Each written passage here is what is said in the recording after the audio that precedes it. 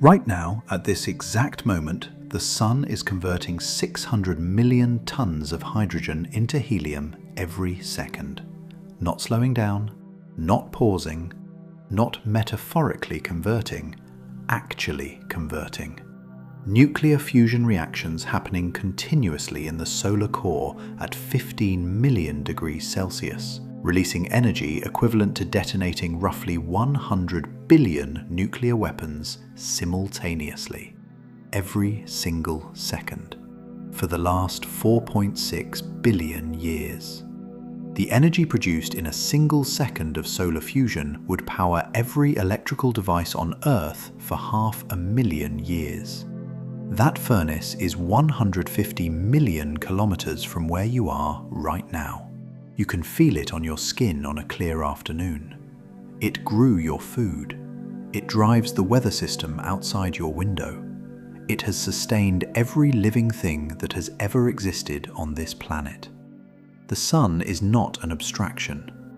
It is the most consequential physical object in your life, and it is burning at temperatures that no human concept of heat can adequately capture.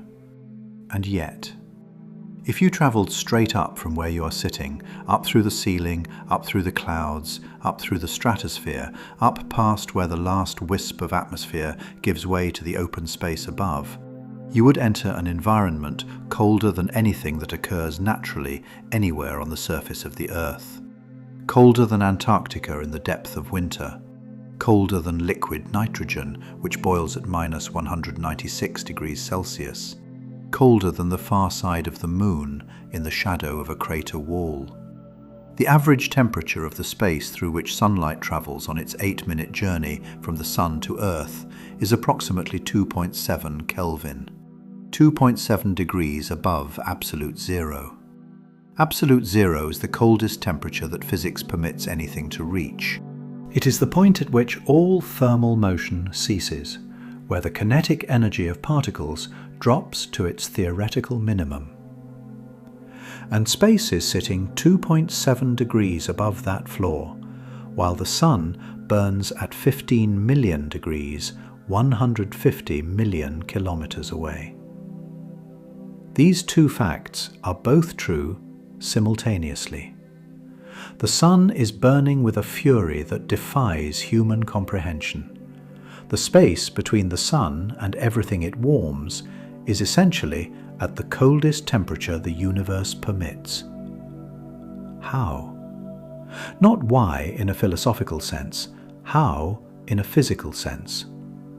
What is actually happening in the space between the Sun and the things the Sun warms that produces this result? What does it mean that something can be that hot and the space surrounding it can be that cold simultaneously? The answer is not simple, or rather, the complete answer is not simple. There is a short version that is correct but incomplete, and then there are layers beneath it that each reveal something deeper about what heat actually is, what temperature actually means, and what the universe is actually doing at the largest scales we can observe. Tonight, we are going to follow all of it. If you put this on because the night is long and you need something to occupy the quiet hours, stay. What follows is going to change how you experience standing outside on a clear day, how you think about the warmth you feel when sunlight hits your skin, and what you understand is happening in the empty space between you and the thing producing that warmth. Let us start at the place where the answer actually begins. Let us start with what heat is, not what it feels like, what it actually is. Because almost everything counterintuitive about why space is cold follows directly from a misunderstanding of what heat actually is, and that misunderstanding is nearly universal. For most of human history, scientists believed that heat was a substance, a real physical material that flowed from hot objects into cold ones, making them warmer by being present in them and making them colder by being absent. This substance was called caloric, and the caloric theory was not a primitive or embarrassing idea. It was a sophisticated, internally consistent, mathematically developed scientific framework that successfully explained many of the most important thermal phenomena observed by early experimenters. It explained why heat flows from hot to cold. Caloric naturally moved from regions of high concentration to regions of low concentration, just like a fluid flowing downhill.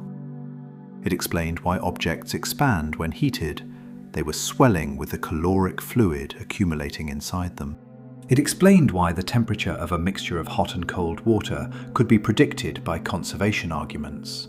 The caloric from the hot water distributed itself into the cold water until equilibrium was reached. It was also completely, fundamentally wrong. The decisive experiment happened in 1798 in a cannon boring facility in Munich. Benjamin Thompson, a physicist serving the Bavarian military, was supervising the machining of cannon barrels. The boring process generated enormous amounts of heat.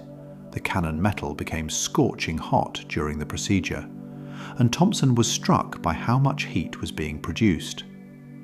Under the caloric theory, the heat had to be coming from somewhere. The caloric had to be flowing into the metal from the cutting tools, or being released from the metal itself as it was worked. But Thompson noticed that the shavings produced by the boring, the tiny pieces of metal cut away from the cannon barrel, were at the same temperature as the bulk metal. The caloric was not coming from the shavings, and there was no limit to how much heat the process could produce. Keep boring, keep producing heat, indefinitely. Caloric should have run out. If heat were a finite substance present in the metal should have eventually been depleted of it and stopped getting hot. But the heat continued as long as the work continued. Thomson concluded that heat could not be a substance. Heat had to be something produced by the mechanical work of boring, something generated by motion rather than contained in matter. It took another half-century for this insight to be fully developed, but the eventual result was the kinetic theory of heat, which is now one of the most thoroughly confirmed ideas in all of physics. The kinetic theory says this: heat is not a substance. Heat is the collective kinetic energy of particles.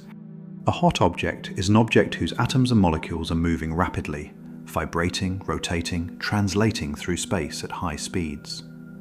A cold object is one whose atoms and molecules are moving slowly. Temperature is a measure of the average kinetic energy of the particles in a system. When heat flows from a hot object to a cold one, what is actually happening is a transfer of kinetic energy through particle collisions.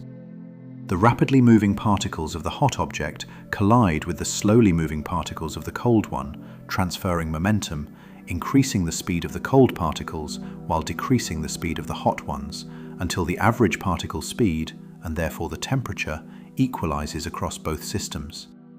This is thermal equilibrium, not a flow of substance, but a redistribution of motion. Now hold that definition. Heat is kinetic energy of particles.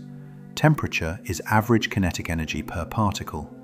Thermal transfer happens through particle collisions. Ask the question again. Why is space cold if the sun is so hot? With the kinetic theory in mind, the answer is already visible at the edges.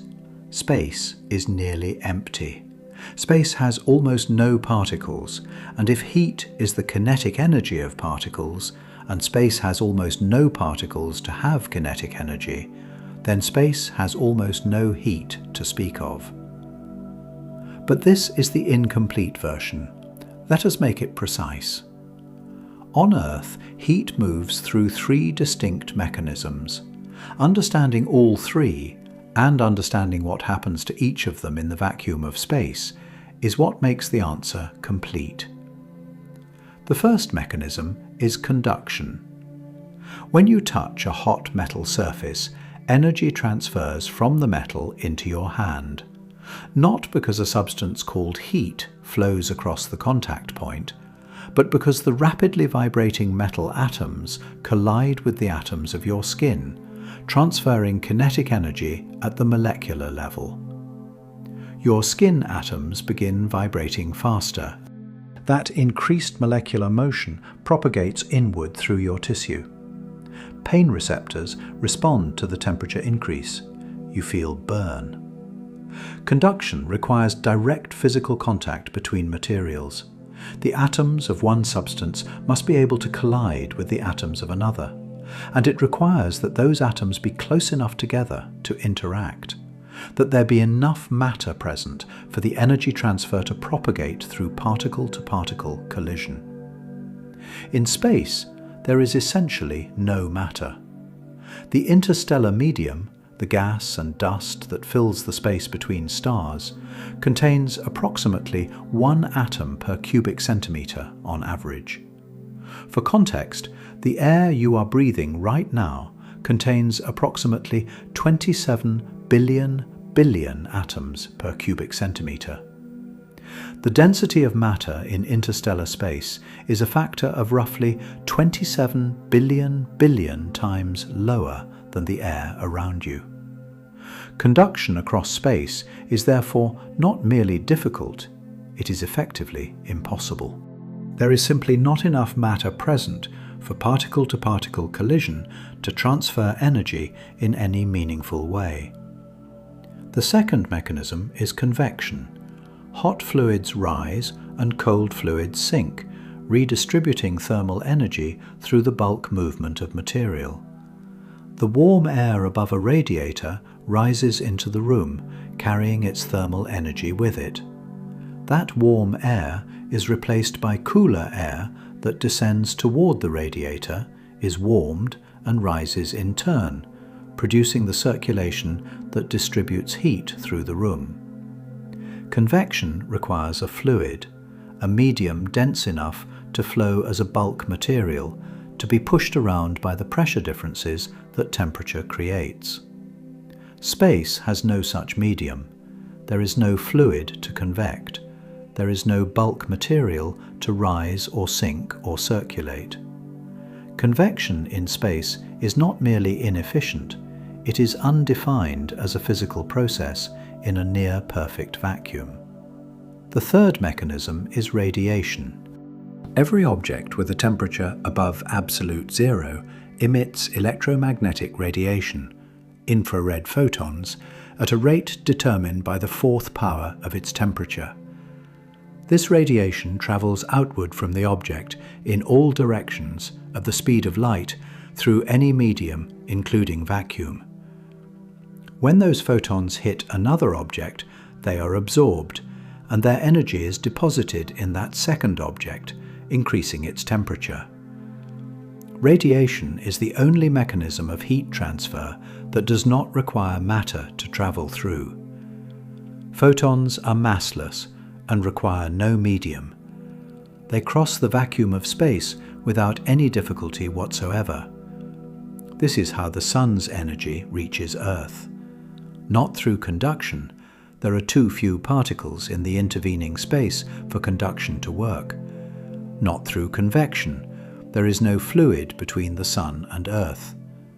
Through radiation. Photons carrying energy from the solar surface across 150 million kilometers of vacuum at the speed of light, striking Earth's atmosphere and surface, depositing their energy there. And this is the core of the entire answer. Radiation heats what it hits. It does not heat the space it passes through. The photons leaving the sun carry energy from the solar surface outward in all directions. They travel through space. But as they travel, as they cross the 150 million kilometers between the sun and Earth, they do not interact with the space they are crossing. There is essentially nothing in that space for them to interact with. They do not deposit their energy in the vacuum. They carry their energy through the vacuum and deposit it in whatever physical object they eventually encounter.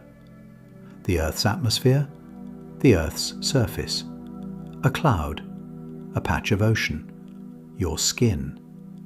The space between the sun and those objects is not being warmed. it is being crossed. This distinction between heating the space through which radiation travels versus heating the object at which radiation arrives is the entire answer in a single sentence. But it requires unpacking because it seems to contradict ordinary experience. Stand on the street on a cloudless summer afternoon. The sun is blazing. The air feels warm. Step under an awning into shade and the air feels distinctly cooler. It seems exactly as though the sunlight was warming the air. The air in sunlight is warmer than the air in shade. But this is not quite what is happening. Clear, dry air is largely transparent to visible light. Sunlight passes through clean air without significant interaction. What warms the air on a sunny day is primarily not the sunlight passing through it, but the surfaces below, the road, the buildings, the soil, which absorb the sunlight, warm up, and then transfer heat to the adjacent air through conduction and convection.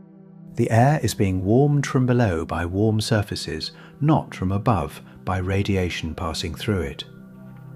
This matters enormously for understanding space, because in space there are no warm surfaces. There is no ground warmed by the sun that can then transfer heat to the surrounding gas by conduction. There is only the radiation itself, travelling through empty space, and the empty space does not warm up as the radiation passes through. Put a thermometer in the vacuum of space between the sun and the earth, in the direct path of the solar radiation streaming outward from the sun, and it would not read a temperature reflecting the sun's power. It would read approximately 2.7 Kelvin after equilibrating with the cosmic microwave background.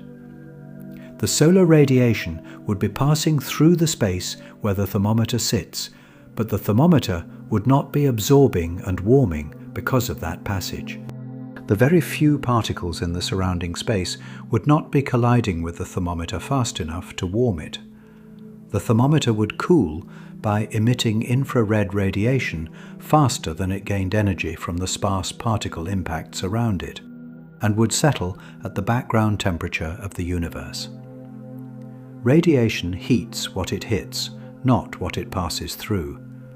This is why a spacecraft in the sun's radiation can be extremely hot on its sunlit face and simultaneously extremely cold on its shadowed face. The sunlit face absorbs the incoming solar radiation, and its temperature rises until the infrared it radiates outward balances the solar radiation it absorbs, reaching temperatures of 120 degrees Celsius or more at Earth's distance from the sun. The shadowed face absorbs no solar radiation and radiates its stored heat into cold space, dropping to temperatures of minus 150 degrees or colder. The two faces of a single spacecraft can differ in temperature by 250 degrees Celsius or more, while separated by only a meter or two of spacecraft structure. The Moon makes this even more vivid. The Moon has no atmosphere, no air to conduct heat from its sunlit side to its dark side, no winds to carry warm material around the planet, just rock in direct sunlight and rock in shadow, with the vacuum of space between them and above them. In direct sunlight, the Moon's surface reaches approximately 127 degrees Celsius, hot enough to boil water if there were any water present. In shadow, the Moon's surface drops to approximately minus 173 degrees Celsius, colder than liquid nitrogen. These extreme temperatures coexist on the Moon's surface simultaneously, separated by nothing more than a shadow line, where sunlight ends and darkness begins.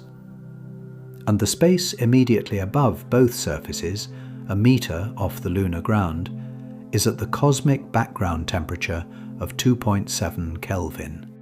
Neither the scorching sunlit rock below nor the freezing shadowed rock below is warming the space above it. The rock is either absorbing solar radiation or radiating its stored heat into the void. The space above remains at the cosmic background temperature because there are almost no particles in it to absorb the radiation travelling up from the surface. The sun heated the sunlit surface, not the space above the surface, never the space.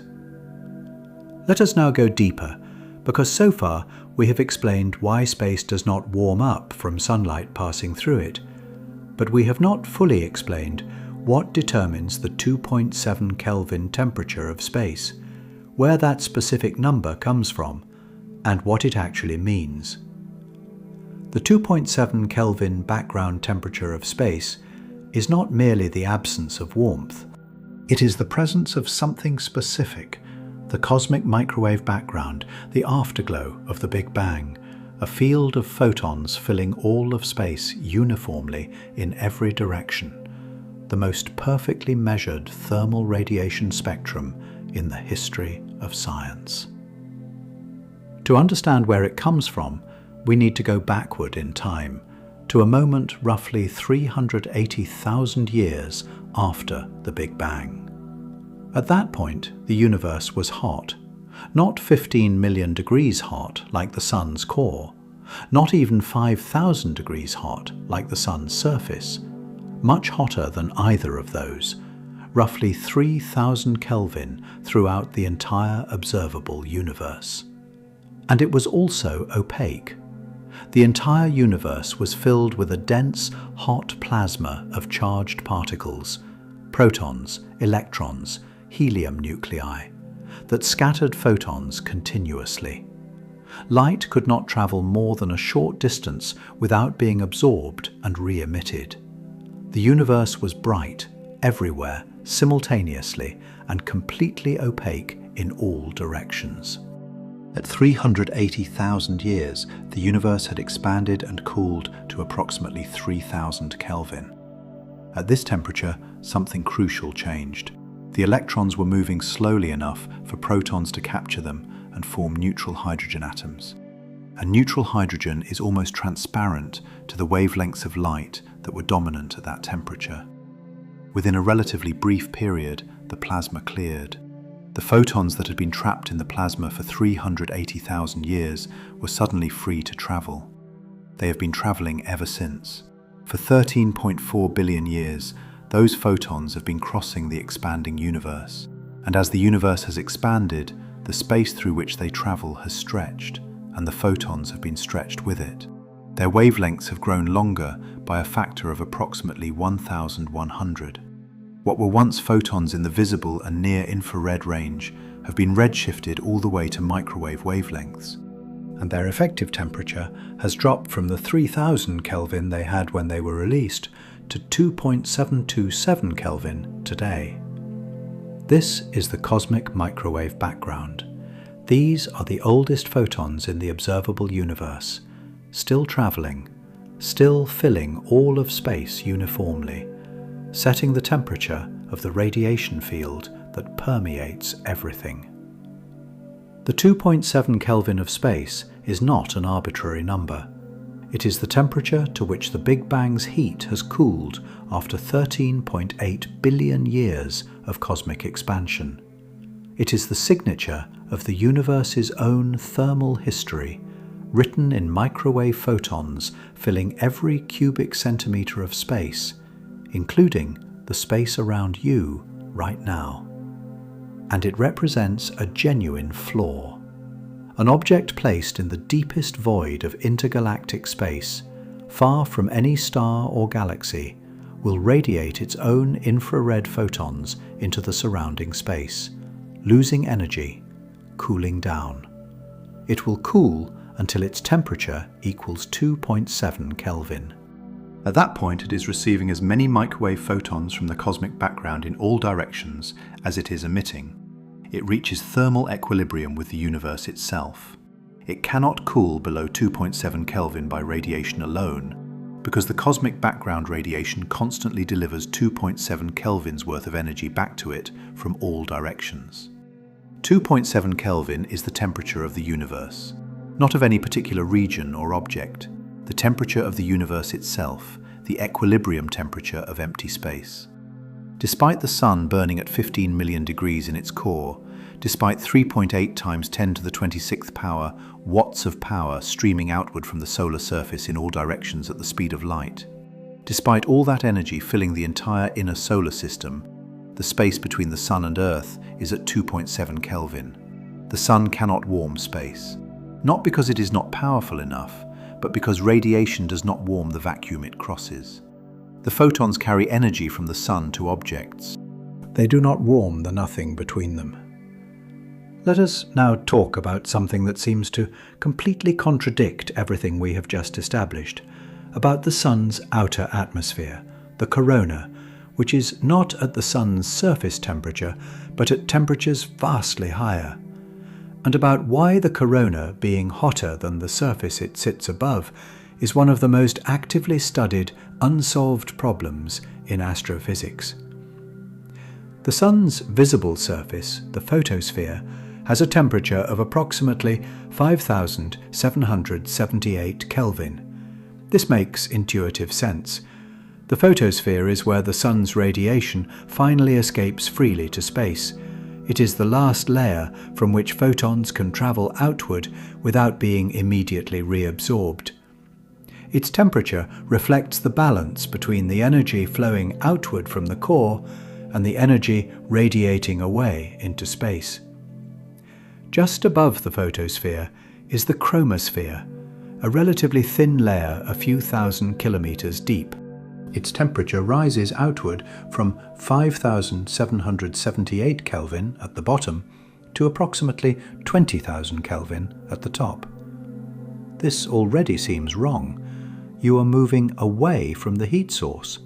The temperature should be decreasing as you move outward. Above the chromosphere is the corona, the Sun's outer atmosphere extending millions of kilometers into space, normally invisible but spectacularly visible during total solar eclipses as the pearlescent halo surrounding the darkened disk of the Moon. The corona has a temperature of approximately 1 to 3 million Kelvin. In active regions, it can reach 10 million Kelvin. The Sun's outer atmosphere is hundreds to thousands of times hotter than the Sun's surface. This is the coronal heating problem, and it violates everything simple intuition would predict about how heat works. The energy source is in the core. Moving away from the core, temperature should decrease monotonically. Instead, it drops from 15 million to 5,778, and then reverses direction and increases to 3 million. Then, further out into the solar wind, it drops again, but far more slowly than simple expansion would predict. The reason matters directly for our central question. The corona's extreme temperature is maintained not by the outward flow of thermal radiation from the interior, but by completely different mechanisms. Mechanical and magnetic energy transport that takes a fundamentally different path from the core to the outer atmosphere. Two main mechanisms are candidates, and both are probably important. The first is wave heating. The Sun's churning convective zone, where giant columns of plasma rise and fall, driven by the outward flow of energy from the core, generates waves in the plasma, magneto-hydrodynamic waves, oscillations travelling along the solar magnetic field lines. These waves propagate outward from the photosphere along magnetic field lines into the corona, where they eventually dissipate, dumping their mechanical energy into the coronal plasma as heat. The second is nanoflare heating. The Sun's magnetic field is tangled and complex, continuously twisted and stressed by the convective motions below the photosphere. When oppositely directed magnetic field lines are forced together, they can snap and reconnect in explosive events called magnetic reconnection. Small versions of these events, nanoflares, occurring continuously at vast numbers across the entire solar surface, could collectively maintain the corona's temperature if they are frequent enough and energetic enough. The Parker Solar Probe, launched by NASA in 2018, has been flying through the corona itself, reaching distances from the Sun closer than any previous spacecraft, and sending back data that is directly testing these mechanisms. It has detected alphane waves in the corona at amplitudes and frequencies consistent with being a major heating contributor. It has detected magnetic switchbacks, sudden reversals in the magnetic field direction associated with faster solar wind jets and possible reconnection events. It has measured the acceleration profile of the solar wind in ways that are actively challenging and refining our models. This is not settled science. The relative contributions of wave heating and nanoflare heating to coronal temperatures are still being determined.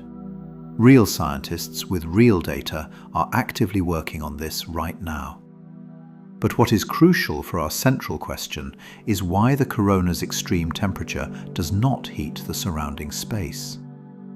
The coronal plasma is at 1 to 3 million Kelvin, enormously energetic. Yet the space surrounding it is at 2.7 Kelvin. How can adjacent environments differ in temperature by a factor of 1 million? The answer connects back to what temperature means when there are very few particles to have temperature. The corona's million Kelvin temperature is the temperature of its particles. Individual electrons and protons moving at extremely high velocities corresponding to million Kelvin thermal energies. But the corona is also extremely dilute. As you move outward through the corona and into the solar wind, the density drops dramatically. By the time solar wind plasma reaches Earth, it contains roughly 10 million particles per cubic meter, compared to 27 billion particles per cubic meter in Earth's air. Temperature and thermal energy are different things. Temperature measures the average kinetic energy per particle. A gas at 1 million Kelvin with only 10 million particles per cubic meter contains far less total thermal energy than air at 300 Kelvin with 27 billion particles per cubic meter. Because total thermal energy is proportional to temperature multiplied by the number of particles, and the difference in particle number vastly overwhelms the difference in temperature. A cubic meter of solar wind plasma at 1 million Kelvin contains less total thermal energy than a cubic meter of room temperature air. If you placed a thermometer in the solar wind, it would not read 1 million Kelvin. Protons and electrons would hit the thermometer one by one, each delivering relatively high individual kinetic energy, but arriving so rarely that the thermometer would lose heat by radiation faster than the particle impacts could supply it. The thermometer would cool to near the cosmic background temperature, not because the solar wind is not energetic at the particle level, but because there are not enough particles hitting the thermometer per second to matter compared to the thermometer's own radiative heat loss. This reveals a crucial conceptual distinction. The temperature of a dilute plasma and the thermal environment experienced by an object immersed in that plasma are different things. A spacecraft near Earth orbits in solar wind plasma nominally at 100,000 Kelvin. The spacecraft reaches a temperature around 20 degrees Celsius, determined by the balance between solar radiation absorbed and infrared radiation emitted, not by the temperature of the surrounding plasma, which is too dilute to matter. The Sun's corona is 1 million Kelvin. The space adjacent to the corona is at 2.7 Kelvin. Both statements are simultaneously true, because temperature in a dilute plasma is a property of individual particles, not a property of the space those particles occupy. Let us now go somewhere even colder, to the question of what happens to temperature in a perfect vacuum with absolutely no particles at all. Because this thought experiment reveals something philosophically important about the nature of temperature itself. What is the temperature of a perfect vacuum? The answer is that the question is not quite well defined. Temperature in the kinetic theory is the average kinetic energy per particle in a system. A system with no particles has no average kinetic energy per particle because there are no particles to take an average over. Temperature is undefined for a perfect vacuum. Not zero, not infinity, undefined. Like asking what the average height is of a group containing 0 people. This is significant because it means that the coldness of space is not, in the strictest physical sense, the same kind of property that the coldness of an ice cube is. The ice cube has a well-defined temperature because it has atoms that are vibrating with well-defined kinetic energies. The temperature of space, the vacuum between the photons of the cosmic background, is, in a technical sense, undefined. The 2.7 Kelvin we assign to space is the temperature of the photon gas filling space. The temperature of the radiation field, not the temperature of the vacuum itself, which has no temperature in the standard thermodynamic sense. When we say space is cold, we mean something more precise than it might first appear. We mean that an object placed in space with no other energy input will cool by radiating infrared photons until it reaches equilibrium with the cosmic microwave background at 2.7 Kelvin. We mean that there are essentially no particles in space to transfer kinetic energy to a thermometer. We mean that the radiation field in space corresponds to a temperature of 2.7 Kelvin. We do not mean that the vacuum itself has a temperature in the way that a cup of water has a temperature. But the practical consequences of this are perfectly real. An object deep in space, shielded from all stellar radiation, will genuinely cool to 2.7 Kelvin. A thermometer placed there would read 2.7 Kelvin after equilibrating.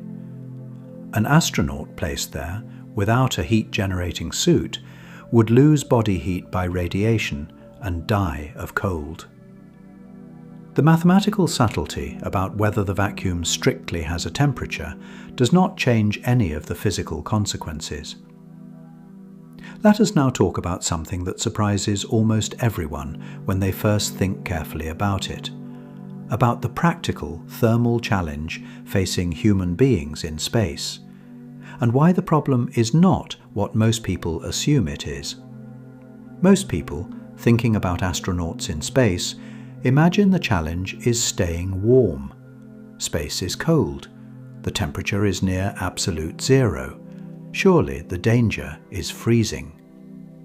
The challenge is actually the opposite. The problem is staying cool. The human body generates approximately 80 to 100 watts of metabolic heat continuously. The same heat you generate sitting quietly, just from your body's internal processes. In normal Earth conditions, this heat is carried away by the air in contact with your skin through convection and conduction. On a cold day, you wear insulation to slow down this heat loss. On a hot day, you sweat. In space, there is no air. There is no convective or conductive heat loss. A spacesuit in vacuum is surrounded by the single most effective thermal insulator that exists: nothing. No air to convect heat away, no solid to conduct heat away, just vacuum in all directions. The metabolic heat your body generates has nowhere to go except by radiation from the suit's surface, which is relatively slow, and by the evaporation of sweat, which the suit's life support system must actively manage. Without active cooling, the metabolic heat would accumulate inside the suit.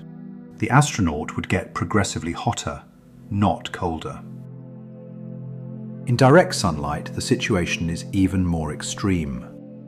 The sunlit face of a spacesuit absorbs solar radiation and heats rapidly. The only cooling mechanism is radiation from the suit's surface and active thermal management by the life support system. The engineering challenge of human spaceflight is heat removal, not heat generation. Getting rid of the heat produced by the astronaut's metabolism and by electronic equipment, and converting it into radiation that can be dumped into the cold of space. The International Space Station addresses this at enormous scale. Every system on the station, computers, lights, exercise equipment, life support hardware, and the metabolic output of the crew, generates heat that must be removed. The station runs liquid cooling loops through its pressurized modules, collecting heat from equipment and crew. Those loops run through heat exchangers that transfer the heat to ammonia loops on the station's exterior. The ammonia loops run through large radiator panels, the flat white structures you can see in photographs extending from the station's truss, that radiate the heat into space as infrared photons. Those radiators are oriented to face away from the sun and toward cold, dark space. They radiate heat at a rate proportional to the fourth power of their temperature. At room temperature, a surface radiates about 460 watts per square meter.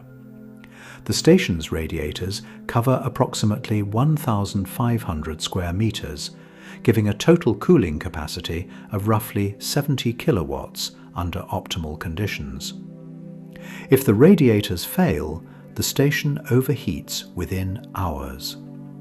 This is the fundamental thermal engineering of space, not heating against cold, radiating against the insulating properties of vacuum.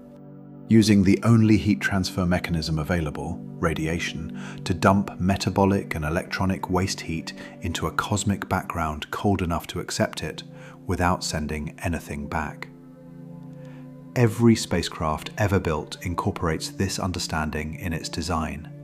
Every surface of every spacecraft is engineered for its thermal properties. The gold foil wrapping you see on spacecraft in photographs, the crinkled reflective material coating so many missions, is not decorative. It is thermal control blanket, multi-layer insulation consisting of dozens of thin layers of aluminized film designed to minimize both solar radiation absorption and infrared emission, keeping the spacecraft interior near operating temperature despite the enormous thermal environment variations between sunlit and shadowed configurations.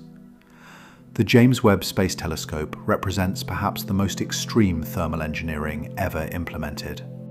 Its 5-layer sunshield, a tennis court-sized structure of specialized films blocking solar, Earth, and Moon radiation, allows the telescope side to radiate heat to cold space and cool passively to -233 Celsius. The infrared detectors require this extreme cold not for comfort, but for sensitivity. A detector at room temperature would glow so brightly in the infrared from its own thermal emission that it would be blinded by its own warmth, unable to detect the faint infrared light of distant galaxies. The cold is required for the instrument to function. The mid-infrared instrument aboard Webb requires even colder temperatures, -266 Celsius, colder than the passive cooling alone can achieve.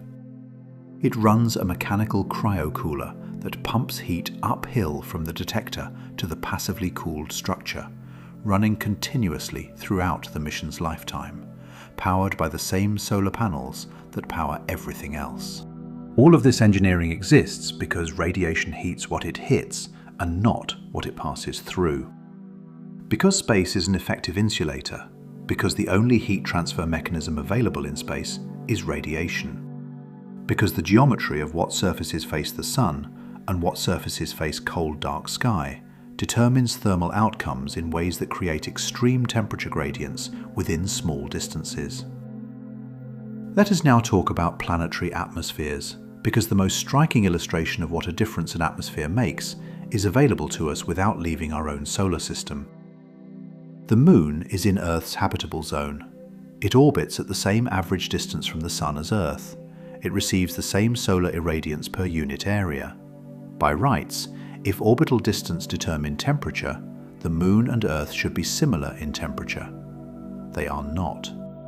Earth's average surface temperature is approximately 15 degrees Celsius.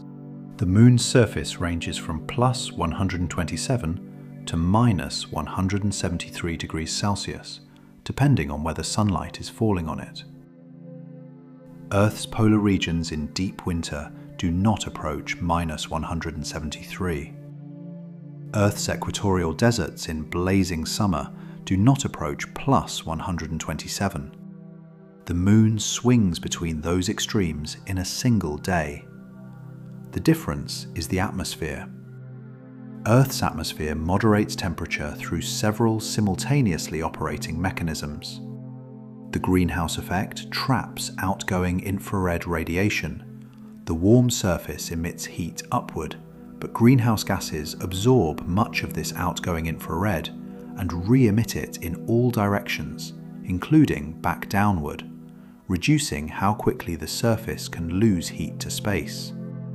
Without any greenhouse effect, Earth's average surface temperature would be approximately -8 degrees Celsius, cold enough for most of the ocean to freeze. The greenhouse effect, dominated by water vapor with contributions from carbon dioxide and other gases, raises this to the observed 15 degrees, a 23-degree warming that makes the difference between a mostly frozen world and the planet we actually inhabit. Beyond the greenhouse effect, the atmosphere distributes heat through convection. Warm tropical air rises and flows toward the poles. Ocean currents carry warm water from the equator toward higher latitudes. The poles receive some of the surplus heat from the tropics through these circulation systems, making polar temperatures far warmer than they would be if each latitude received only the solar radiation directly incident on it. The Moon has none of this.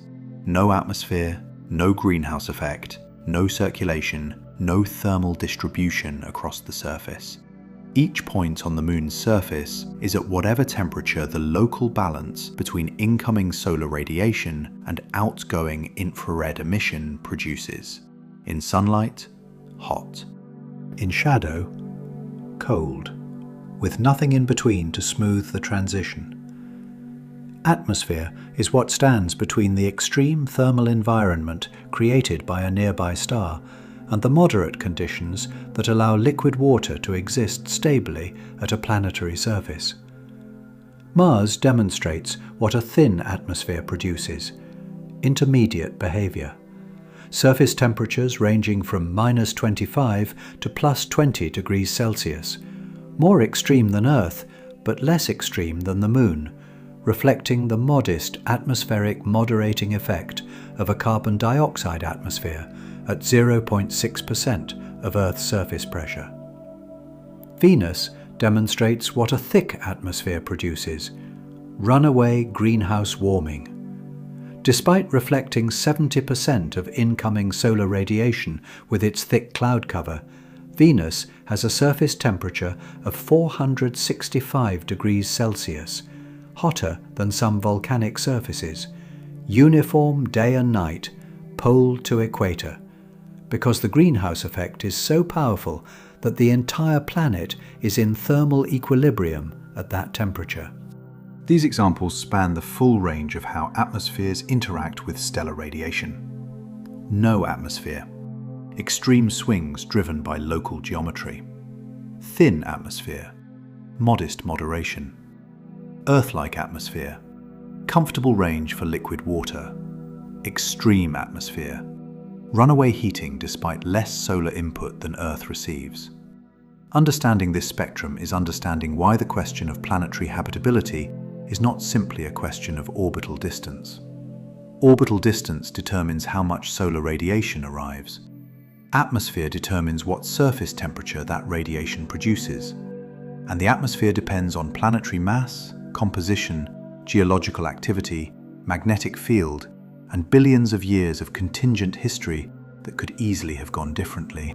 Let us now talk about the precise numbers governing how solar energy weakens with distance, because the inverse square law that governs this weakening is one of the most fundamental quantitative relationships in all of astrophysics, and it directly determines why the outer planets are cold despite the Sun's enormous power. The Sun radiates approximately 3.8 times 10 to the 26th power watts in all directions simultaneously. As this radiation spreads outward, it covers an ever larger spherical surface area. The surface area of a sphere grows as the square of its radius. Double the distance from the Sun, and the sphere has 4 times the area. The same total energy from the Sun is distributed over 4 times the area, so the energy per square meter drops to 1/4. This is the inverse square law. Solar irradiance decreases as the square of the distance from the Sun. At Earth's distance, 1 astronomical unit, the solar irradiance is approximately 1,361 watts per square meter. This is the energy available to Earth's climate system per square meter facing the Sun.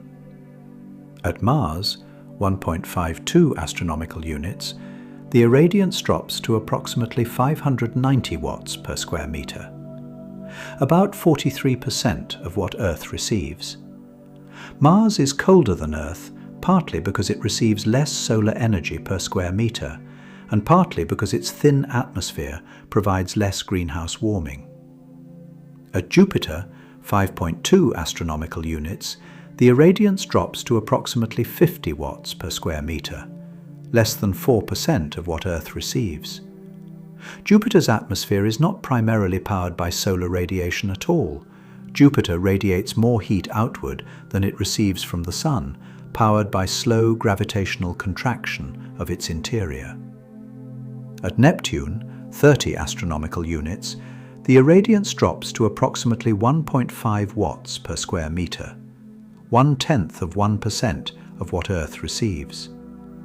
At Neptune's distance, the Sun is simply a very bright star. Sunlight there is roughly equivalent to standing in the shadow of a building on a clear day on Earth. Neptune, like Jupiter, generates more internal heat than it receives from the Sun. Beyond Neptune, in the Kuiper belt where Pluto orbits, solar irradiance drops to negligible levels.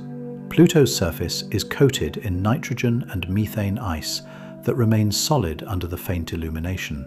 Pluto's average surface temperature is approximately minus 229 degrees Celsius, approaching the cosmic background temperature. From Pluto, the Sun appears as an extremely bright star. The brightest point in the sky by far, but not a disk visible to the naked eye, and not a warmth that would be felt on skin. The inverse square law is unforgiving. Go 10 times farther from the Sun, and you receive 1/100th the solar energy per square meter. Go 100 times farther, and you receive 1/10,000th. The Sun's total output is staggering. But the solar system is immense, and the energy spreads through an ever-growing sphere as it travels outward. At the distance of the nearest star, Proxima Centauri, 4.24 light-years, or approximately 268,000 astronomical units, the Sun's irradiance has dropped to approximately 2 times 10 to the minus 13 watts per square meter. Essentially nothing. The Sun contributes negligible energy to anything orbiting Proxima Centauri. The solar system ends in any meaningful thermal sense long before you reach interstellar distances. And in the space between, in the 4 light-years of interstellar void separating our solar system from Proxima, there is no significant radiation from the Sun, no significant radiation from Proxima, no heat source of any kind. The cosmic microwave background provides its universal 2.7 Kelvin. Occasional photons from distant galaxies contribute negligibly. The space sits at the floor temperature of the universe, the minimum that the Big Bang's cooling has reached in 13.8 billion years. Let us now talk about something that places all of this in its largest possible context, about the thermal history of the universe, and why the cold of space is not an accidental property or a local feature of our particular neighborhood, but a fundamental statement about where the universe is in its own evolution. The universe began extraordinarily hot. At one Planck time after the beginning, approximately 10 to the minus 43 seconds, the temperature was approximately 10 to the 32 Kelvin, 100 million trillion Kelvin. At this temperature, the energy density was so extreme that all four fundamental forces, gravity, electromagnetism, the strong nuclear force, and the weak nuclear force, are thought to have been unified into a single interaction. The distinction between matter and radiation was meaningless. Everything was energy, and the concepts of particle and wave, of mass and light had no separate meaning. The universe has been expanding and cooling ever since. At 1 microsecond, the temperature was approximately 10 to the power of 13 Kelvin. Quarks had condensed into protons and neutrons. At 1 second, 10 billion Kelvin. At 3 minutes, 1 billion Kelvin, cool enough for nuclear fusion to run briefly, converting some hydrogen into helium in the process called Big Bang nucleosynthesis. The helium in the universe, approximately 25% of ordinary matter, was produced in the first 3 minutes of cosmic time. After 3 minutes, the universe continued cooling. For 380,000 years, it remained a hot, opaque plasma. Then it cleared. The photons were released. They began their journey that continues to this day, cooling as the universe expands, now reaching us as the cosmic microwave background at 2.7 Kelvin. After recombination, the universe entered a period called the Cosmic Dark Ages, hundreds of millions of years in which the universe was largely dark. The matter was cooling, contracting under gravity into the filaments and halos that would eventually host galaxies. No stars had yet formed. The first stars ignited approximately 100 to 200 million years after the Big Bang. These were the first local reversals of the universal cooling trend, the first pockets of intense heat in what had become a cold, dark, expanding universe. They were enormous, hundreds of times the mass of the Sun, burning hot and fast. They died in supernova explosions that produced and dispersed the first heavy elements: carbon, oxygen, nitrogen, iron. The universe before those first supernovae contained essentially only hydrogen and helium. The carbon that makes up your body, the oxygen you breathe, the iron in your blood, all of it was produced in stellar interiors and scattered by stellar explosions after the first stars had formed. You are made of material that was once at temperatures of millions to hundreds of millions of degrees in stellar cores and supernova shockwaves, scattered into the cold interstellar medium, gathered by gravity into a molecular cloud, collapsed into the solar system, incorporated into the Earth, organized by chemistry and biology over billions of years into atoms that currently constitute your body. The hot and the cold are not opposing conditions in the universe. They are two aspects of the same process. The universe began hot. It has been expanding and cooling ever since. The stars are local, temporary reversals of that cooling, concentrations of matter dense enough for gravity to reignite nuclear fusion, burning against the universal cooling trend. The planets are byproducts of stellar formation. Life, if it is typical of what chemistry produces given the right conditions, is an even more local and more temporary reversal. A concentration of molecules that captures energy from the nearby stellar reversal and uses it to maintain local organization against the universal drive toward disorder and cold. We are temporary local exceptions to the cold. Powered by a hot star, cooled by cold space, existing in the gradient between them. Let us now talk about what this means for the practical experience of standing outside on a clear day. For what is actually happening when you feel the warmth of sunlight on your skin? The photons striking your skin right now were produced in nuclear reactions in the solar core approximately 100,000 years ago. Not 8 minutes ago, the time it takes light to travel from the sun to Earth, but 100,000 years ago. Because after being produced in the core, a photon does not travel directly to the surface. It travels a tiny distance and is immediately absorbed by the dense plasma. It is re-emitted in a random direction and travels another tiny distance before being absorbed again. This process of absorption and re-emission continues for roughly 100,000 years as energy works its way outward from the core through the dense radiative zone, performing a random walk through the solar interior, before finally reaching the photosphere and being emitted freely into space. The energy warming your skin today was generated in the solar core during the last ice age. When humans were crossing land bridges into the Americas and painting in caves in Europe, the photons that would warm you today were beginning their random walk outward through the sun's interior. That ancient energy crossed 150 million kilometers of space. 150 million kilometers of 2.7 Kelvin vacuum, of radiation passing through nothing, warming nothing, interacting with nothing, in 8 minutes and 20 seconds. Then it hit your skin and deposited its energy there. The entire journey. 100,000 years inside the sun, 8 minutes across space. Then you. The space that sunlight crossed to reach you is not warmer for having had all those photons pass through it for 4.6 billion years. It is at 2.7 Kelvin.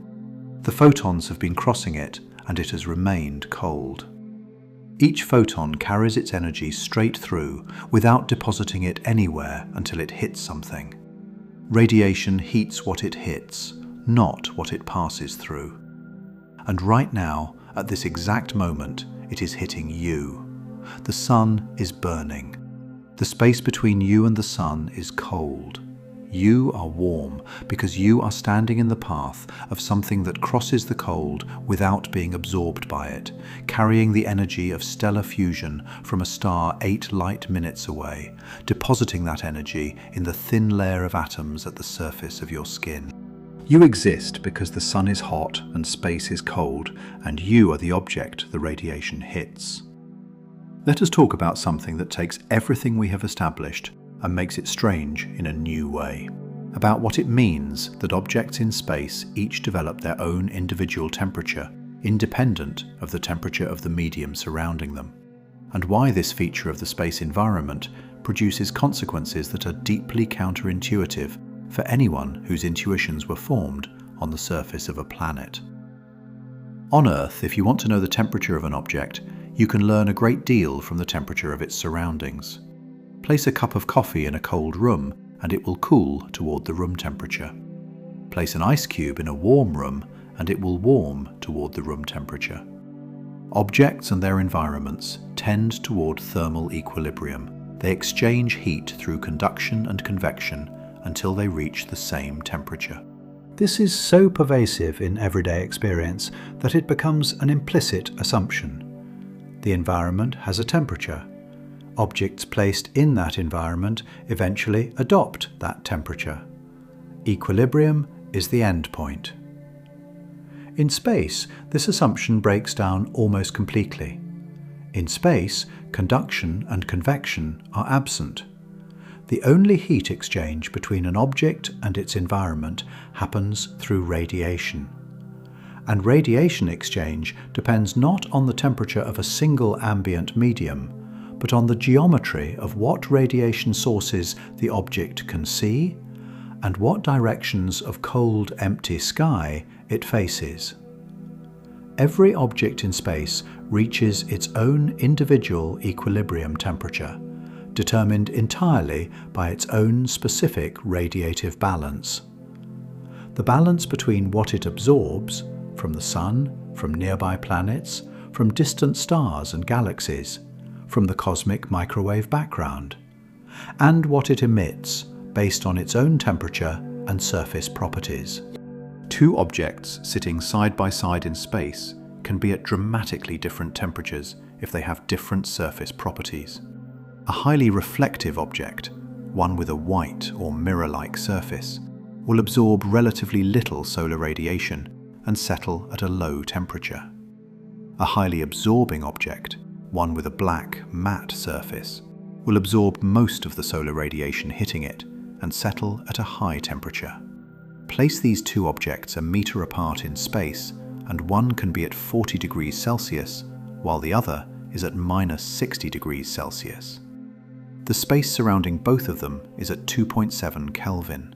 Neither object is at the temperature of the surrounding space. Both are at their own individual radiative equilibrium temperatures, determined by their surface properties.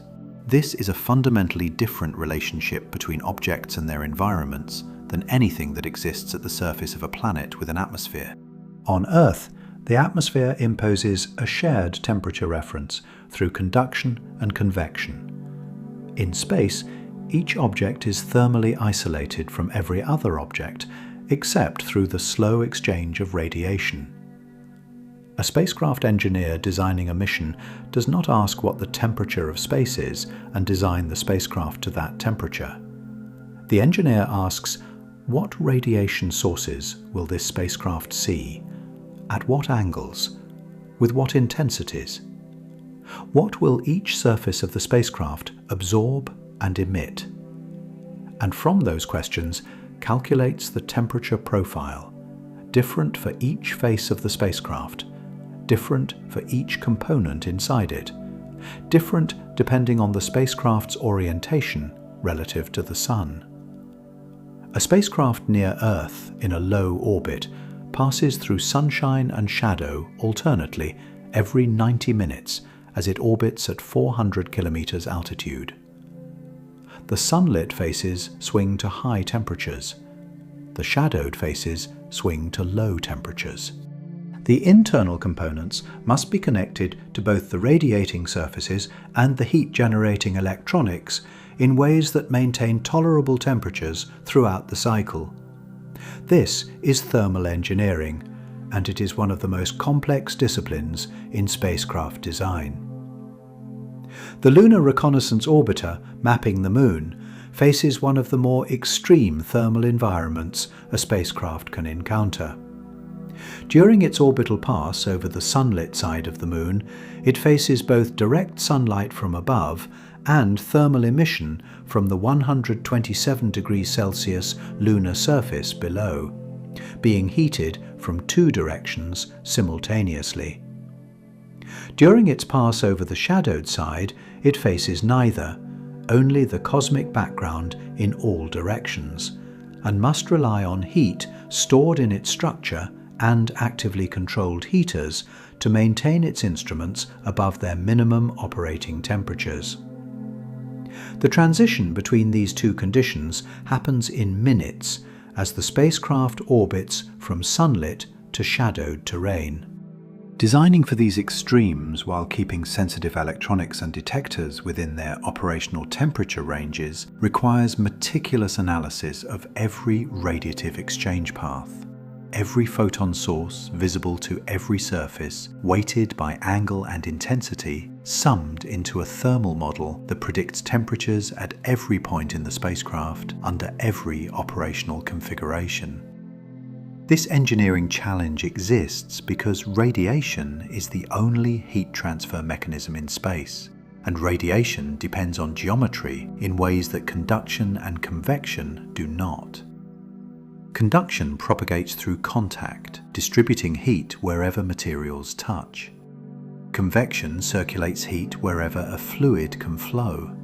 Radiation travels in straight lines and deposits energy only in whatever objects lie along those lines. The Sun radiates in all directions, but a spacecraft only sees the sun from one direction at a time. The geometric relationship between each spacecraft surface and the sun determines how much solar radiation each surface absorbs. Turn the spacecraft and the relationship changes. Some surfaces now face the sun that previously faced cold sky. Others that were in direct sunlight now face deep space. The temperature distribution across the spacecraft shifts entirely. This directional dependence of radiative heat transfer has no analogue in conductive or convective environments.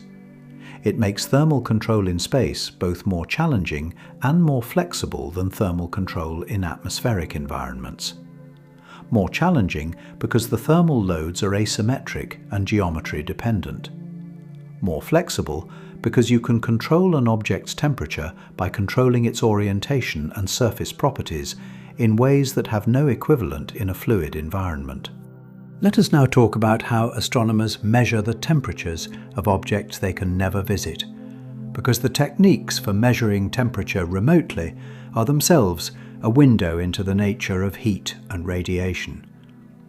Every object with a temperature above absolute zero emits electromagnetic radiation. The spectrum, the distribution of power across different wavelengths of this thermal emission, depends on the object's temperature in a way that was first described precisely by Max Planck in 1900 in one of the most consequential papers in the history of physics.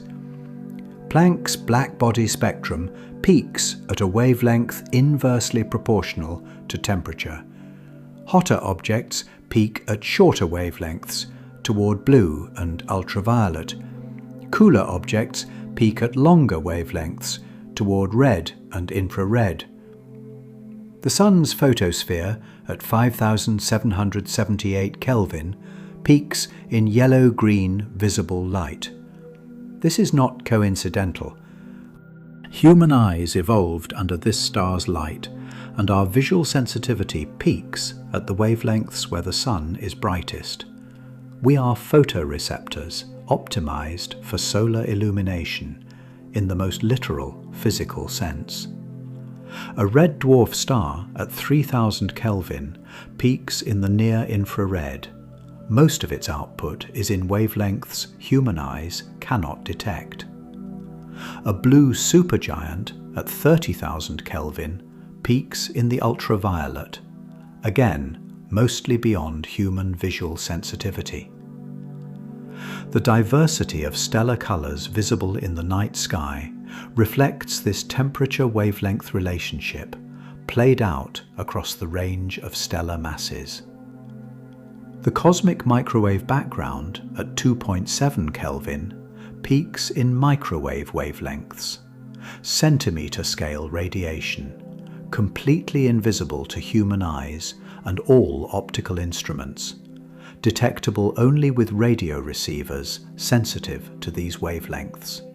The temperature of the universe's background radiation was measured not by any instrument sensitive to visible light, but by radio telescopes that revealed the universe's thermal floor written in microwave photons filling all of space. By measuring the spectrum of light from an astronomical object and fitting it to the Planck blackbody curve, astronomers can determine the temperature of the emitting surface with high precision. This is how we know the Sun's surface is 5,778 Kelvin. This is how we know the cosmic microwave background is 2.727 Kelvin, measured to be the most perfect blackbody spectrum ever observed in nature, matching the theoretical Planck curve to 1 part in 100,000. A complementary technique uses the ionization state of atoms. Each element can exist with different numbers of electrons removed, different ionization states, and the ionization state present under a given set of conditions depends on temperature.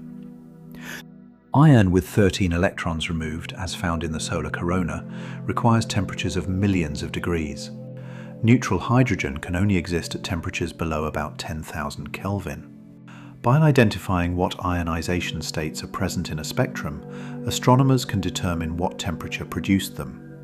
This is how we know the solar corona is at 1 to 3 million Kelvin, not from measuring any single photon energy, but from detecting the specific emission lines of highly stripped ion atoms, lines that can only be produced in plasma at those temperatures, in the spectrum of the corona. A third technique uses the broadening of spectral lines. Atoms moving toward you emit light that is slightly blue-shifted, compressed to slightly shorter wavelengths. Atoms moving away emit slightly red-shifted light. A gas at any temperature has atoms moving in all directions, with a distribution of speeds described by the Maxwell-Boltzmann distribution. The spectral line from this gas is broadened, smeared across a range of wavelengths by the Doppler effect acting on all those differently moving atoms.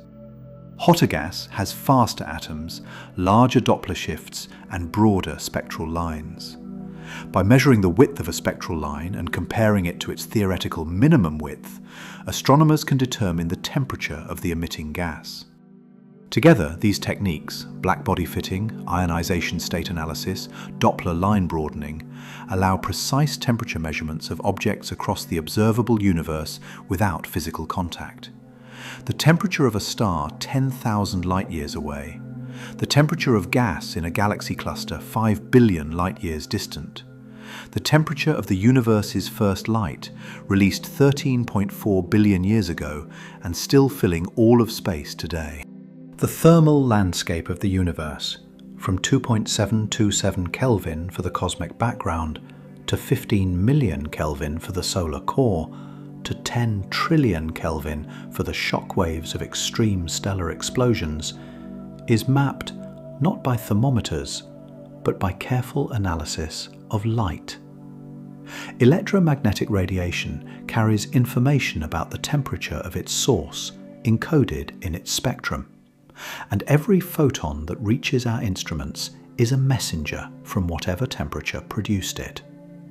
Let us now talk about stars themselves, about why different stars have such dramatically different temperatures, what determines a star's surface temperature, and what those different temperatures mean for any planets that orbit them. A star's surface temperature is determined by two things: how much total energy it produces, and how large a surface it has to radiate that energy from. A star producing enormous power across a small surface must run that surface very hot to radiate the energy away. A star producing modest power across a large surface can radiate at lower temperatures. Both the total power and the stellar radius depend on the star's mass. More massive stars have higher core temperatures and pressures, which drives higher rates of nuclear fusion, which produces far more total power. A star 10 times the Sun's mass produces not 10 times as much power, but roughly 10,000 times as much, because the fusion rate scales steeply with temperature. This enormous power output must be radiated from a surface that is perhaps 5 times larger than the Sun's, giving a surface irradiance, power per unit area, thousands of times higher. The surface must therefore be much hotter. The hottest massive stars, called O-type stars, have surface temperatures of 30,000 to 50,000 Kelvin. They blaze in blue-white light, radiating predominantly in the ultraviolet. Their surfaces are so hot that hydrogen atoms in their atmospheres are fully ionized. They are extraordinary objects. One O-type star can outshine 100,000 suns, but they are also profligate with their fuel. They burn so fast that they exhaust their hydrogen in only a few million years, compared to the Sun's 10 billion year main sequence lifetime. A planet in the habitable zone of an O-type star would receive the right amount of radiation to have liquid water on its surface. But it would have only a few million years before the star died explosively as a supernova.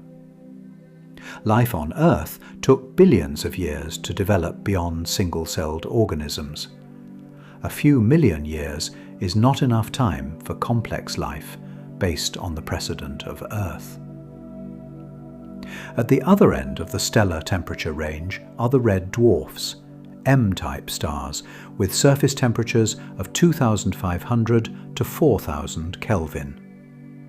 They glow in deep red and orange light, emitting most of their radiation in the near-infrared. They are small. The smallest are barely more massive than the minimum required to sustain hydrogen fusion, and cool and extraordinarily long-lived.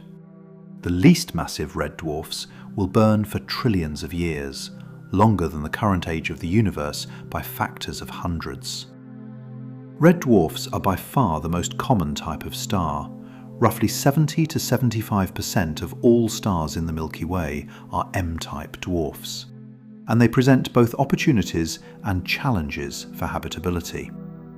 The opportunity: their habitable zones are close in. A planet must orbit much closer to receive the same warmth as Earth receives from the Sun, and close-in planets are much easier to detect and characterize with our current instruments. Several of the most studied nearby exoplanets, including those in the TRAPPIST-1 system, orbit red dwarfs. The challenge: red dwarfs are extremely magnetically active, particularly when young. They produce intense stellar flares, sudden releases of energy and charged particles far more powerful relative to the star's baseline output than anything the Sun produces. A planet close enough to a red dwarf to receive Earth-like radiation levels is also close enough to receive intense flare radiation, ultraviolet and X-ray pulses that could strip atmospheric gases, damage biological molecules, and in general make the surface environment hostile. Additionally, planets so close to their star are likely tidally locked, one face permanently toward the star in perpetual day, the other permanently away in permanent night. Whether such planets can develop habitable conditions depends on whether their atmospheres can redistribute heat from the day side to the night side, a question that depends on atmospheric composition and density in ways that are still being actively researched. The Sun, at 5,778 Kelvin, sits in a comfortable middle range, hot enough to illuminate inner planets in visible light, well matched to photosynthesis, long-lived enough to give biology billions of years to work, magnetically calm enough in middle age that planets at Earth-like distances are not being constantly flare-irradiated. And all of these stars, from the blazing blue supergiants to the dim red dwarfs, are embedded in the same cosmic cold. The temperature of the background is the same everywhere, 2.7 Kelvin in every direction around every star. The cold of the Big Bang's cooling fills the universe regardless of what local heat sources exist within it. Every star is a temporary pocket of heat in a universe whose dominant thermal state is the cold background radiation of ancient creation. Let us now talk about something that illuminates the cold-hot relationship from a different angle, about how the temperature difference between the Sun and space is not merely an interesting physical fact, but the direct engine of every process that makes Earth alive. Thermodynamics has a principle called the second law, which says that heat flows spontaneously from hot to cold, never in the reverse direction. More deeply, it says that useful work can only be extracted from energy that is flowing from a higher temperature to a lower temperature. A heat engine, any device that converts heat into mechanical work or useful energy, requires both a hot source and a cold sink. The greater the temperature difference between source and sink, the greater the maximum efficiency of the conversion. Life on Earth is a thermodynamic engine, not metaphorically, literally. Every biological process, from the photosynthesis that captures solar energy, to the metabolism that releases it in controlled steps, to the nerve conduction that processes information, to the muscle contraction that moves limbs, every one of these processes is a thermodynamic conversion. Energy flows from a higher quality, higher temperature source to a lower quality, lower temperature sink. And life captures some fraction of that flow to maintain its own organization. The source is sunlight. Photons arriving from the 5,778 Kelvin solar surface, carrying energy in the form of visible light, high-frequency, high-energy photons representing a relatively ordered form of electromagnetic energy. The sink is space, the 2.7 Kelvin background that accepts the infrared radiation that all of Earth's processes ultimately emit. Low-frequency, low-energy photons, representing a relatively disordered, spread-out form of electromagnetic energy. Between source and sink, in the narrow, warm zone of Earth's surface, life intercepts the energy flow and uses it to do work. A plant captures a visible photon from the sun. The photon's energy drives a chemical reaction that stores that energy in the form of glucose, energetically rich molecular bonds in a complex organic molecule. The plant has captured some of the solar energy flowing from hot source to cold sink and stored it as chemical potential energy. This is photosynthesis, and it is the entry point through which solar energy enters the biosphere. An animal eats the plant.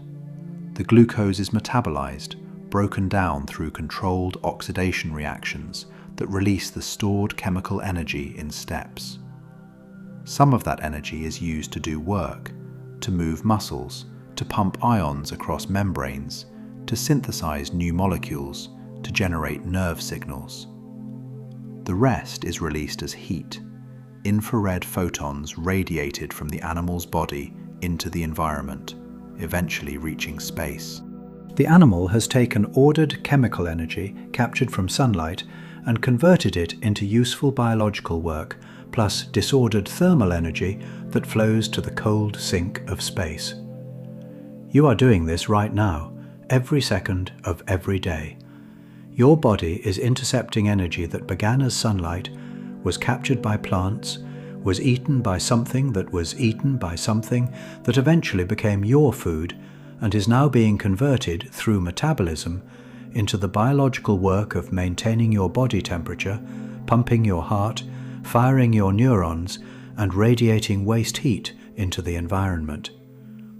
The energy flowing through you right now originated in a nuclear fusion reaction in the solar core somewhere between a few months and a few years ago, depending on the length of the food chain that led to whatever you last ate.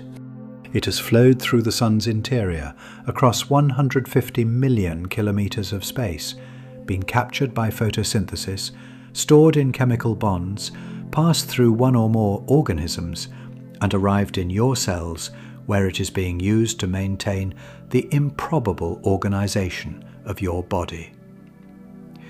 The destination of all of this energy is space. Everything that enters Earth as sunlight ultimately leaves Earth as infrared radiation emitted to space. Earth's energy budget is balanced. On average, it absorbs as much solar radiation as it emits infrared radiation to space. The difference in quality, visible high-energy photons in, infrared low-energy photons out, is what drives every atmospheric, oceanic, geological, and biological process on the planet. Without the cold of space, none of this works. A heat engine operating between a hot source and a warm sink is inefficient. A heat engine operating between a hot source and an extremely cold sink approaches theoretical maximum efficiency. Earth's biosphere operates between a 5,778 Kelvin source and a 2.7 Kelvin sink, a temperature ratio of more than 2,000. The theoretical maximum thermodynamic efficiency of a heat engine operating between these temperatures is over 99.9%. Life does not achieve this theoretical maximum. Real biological processes are much less efficient, but the enormous temperature difference means there is plenty of energetic headroom for life to evolve in the middle. The cold of space is not the absence of warmth. It is the other half of the engine, the heat sink that makes the conversion of sunlight into work possible. Remove the cold sink, warm space to Earth temperature, and no work could be extracted from the solar energy. The energy would still arrive, but it could not do anything. It could not drive biological processes, could not drive weather, could not drive ocean currents. Everything would equilibrate at the same temperature and nothing would move. You exist because the sun is hot and space is cold. Specifically because the ratio between them is so extreme. The sun at 5,778 Kelvin on its surface, 15 million Kelvin in its core, against the 2.7 Kelvin of the cosmic background. This temperature difference is what makes life energetically possible. Let us now talk about how this insight connects to the deepest question the thermal universe presents, about entropy, the arrow of time, and why the universe has available energy to drive processes at all. The second law of thermodynamics says entropy never decreases in a closed system. Entropy is a measure of disorder, more precisely, a measure of the number of microscopic arrangements consistent with a given macroscopic state. High entropy means the energy is spread out, disordered, equally distributed in ways that limit further useful work. Low entropy means the energy is concentrated, ordered, available to do work by flowing toward disorder. A cup of hot coffee in a cold room is a low entropy state. The thermal energy is concentrated in the coffee rather than spread evenly through the room. As the coffee cools and the room warms slightly, entropy increases. By the time coffee and room are at the same temperature, thermal equilibrium, entropy is maximized for that closed system. No more useful work can be extracted. The energy is still there in the form of thermal motion of molecules, but it is spread out uniformly with no further tendency to flow. The universe began in an extraordinarily low entropy state. The Big Bang produced a hot, dense, surprisingly smooth and uniform distribution of energy, and it has been flowing toward higher entropy ever since, expanding, cooling, becoming more disordered as energy spreads from concentrated stellar interiors into the vast cold void. Stars are entropy engines. They take the gravitational potential energy of diffuse gas clouds, a relatively low entropy state where energy is concentrated by gravity, and convert it into radiation that spreads into the void. The nuclear fusion that produces this radiation converts ordered nuclear energy into thermal energy and eventually into photons that radiate into space, increasing the universe's total entropy. Life is a local, temporary, entropy-defying structure. Living organisms maintain internal order, low entropy structures, by taking in low entropy energy from their environment and exporting high entropy energy as heat. A plant absorbs ordered sunlight photons and exports disordered infrared photons, with the difference going into building ordered biological structures. An animal absorbs ordered chemical energy from food and exports disordered heat, maintaining the ordered structure of its body. This seems to violate the second law. How can life maintain low entropy locally? The answer is that life does not violate the second law globally. Life is not a closed system. It is an open system, exchanging energy with its surroundings. The total entropy of the Earth, plus the Sun, plus the space into which Earth radiates, is always increasing. Life merely creates local pockets of low entropy by increasing the entropy of the larger system around it faster than it would otherwise increase. Every calorie your body processes exports more entropy to the environment than it contributes in maintaining your body's order. The net entropy of the universe increases every time you eat and metabolize food. You are not violating the second law. You are participating in it, using the entropy gradient between the sun and space to maintain your local organization at the expense of increasing the universe's total disorder. The ability of the universe to support life, to support any ordered process at all, depends on the universe not yet having reached maximum entropy. The stars represent vast stores of low-entropy nuclear energy not yet fully converted into high-entropy radiation. The cold of space represents the entropy sink into which that energy can flow. The temperature difference between them represents available free energy, the thermodynamic resource that makes work, life, and ordered processes possible. The universe began in a low entropy state and is flowing toward high entropy. We are somewhere in the middle of that flow, in the stellar era, when stars still burn and entropy sinks are still available. The cold of space is the current state of the entropy sink, the vast absorber of the radiation that stars pour into it. And it is what makes every process on Earth possible, from the simplest chemical reaction to the most complex biological system, to the neurons firing in the brain that is currently processing these words.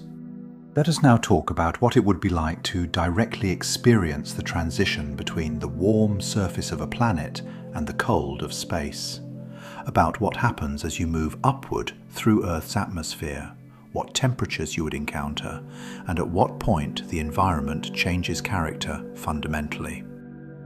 Start at the surface, approximately 15 degrees Celsius on average, though varying enormously with location and season. The temperature you feel is maintained by the greenhouse effect and atmospheric circulation. Above you, the atmosphere extends to approximately 100 kilometers before thinning to effectively nothing, the Kármán line, the conventional boundary of space. In the troposphere, the bottom 12 kilometers or so, where most of Earth's weather occurs, temperature decreases with altitude at approximately 6.5 degrees Celsius per kilometer. The air cools as you rise because the atmosphere is primarily heated from below, from the warm surface, not from above. Moving away from the heat source means moving into cooler air. Climb a high mountain and you experience this directly.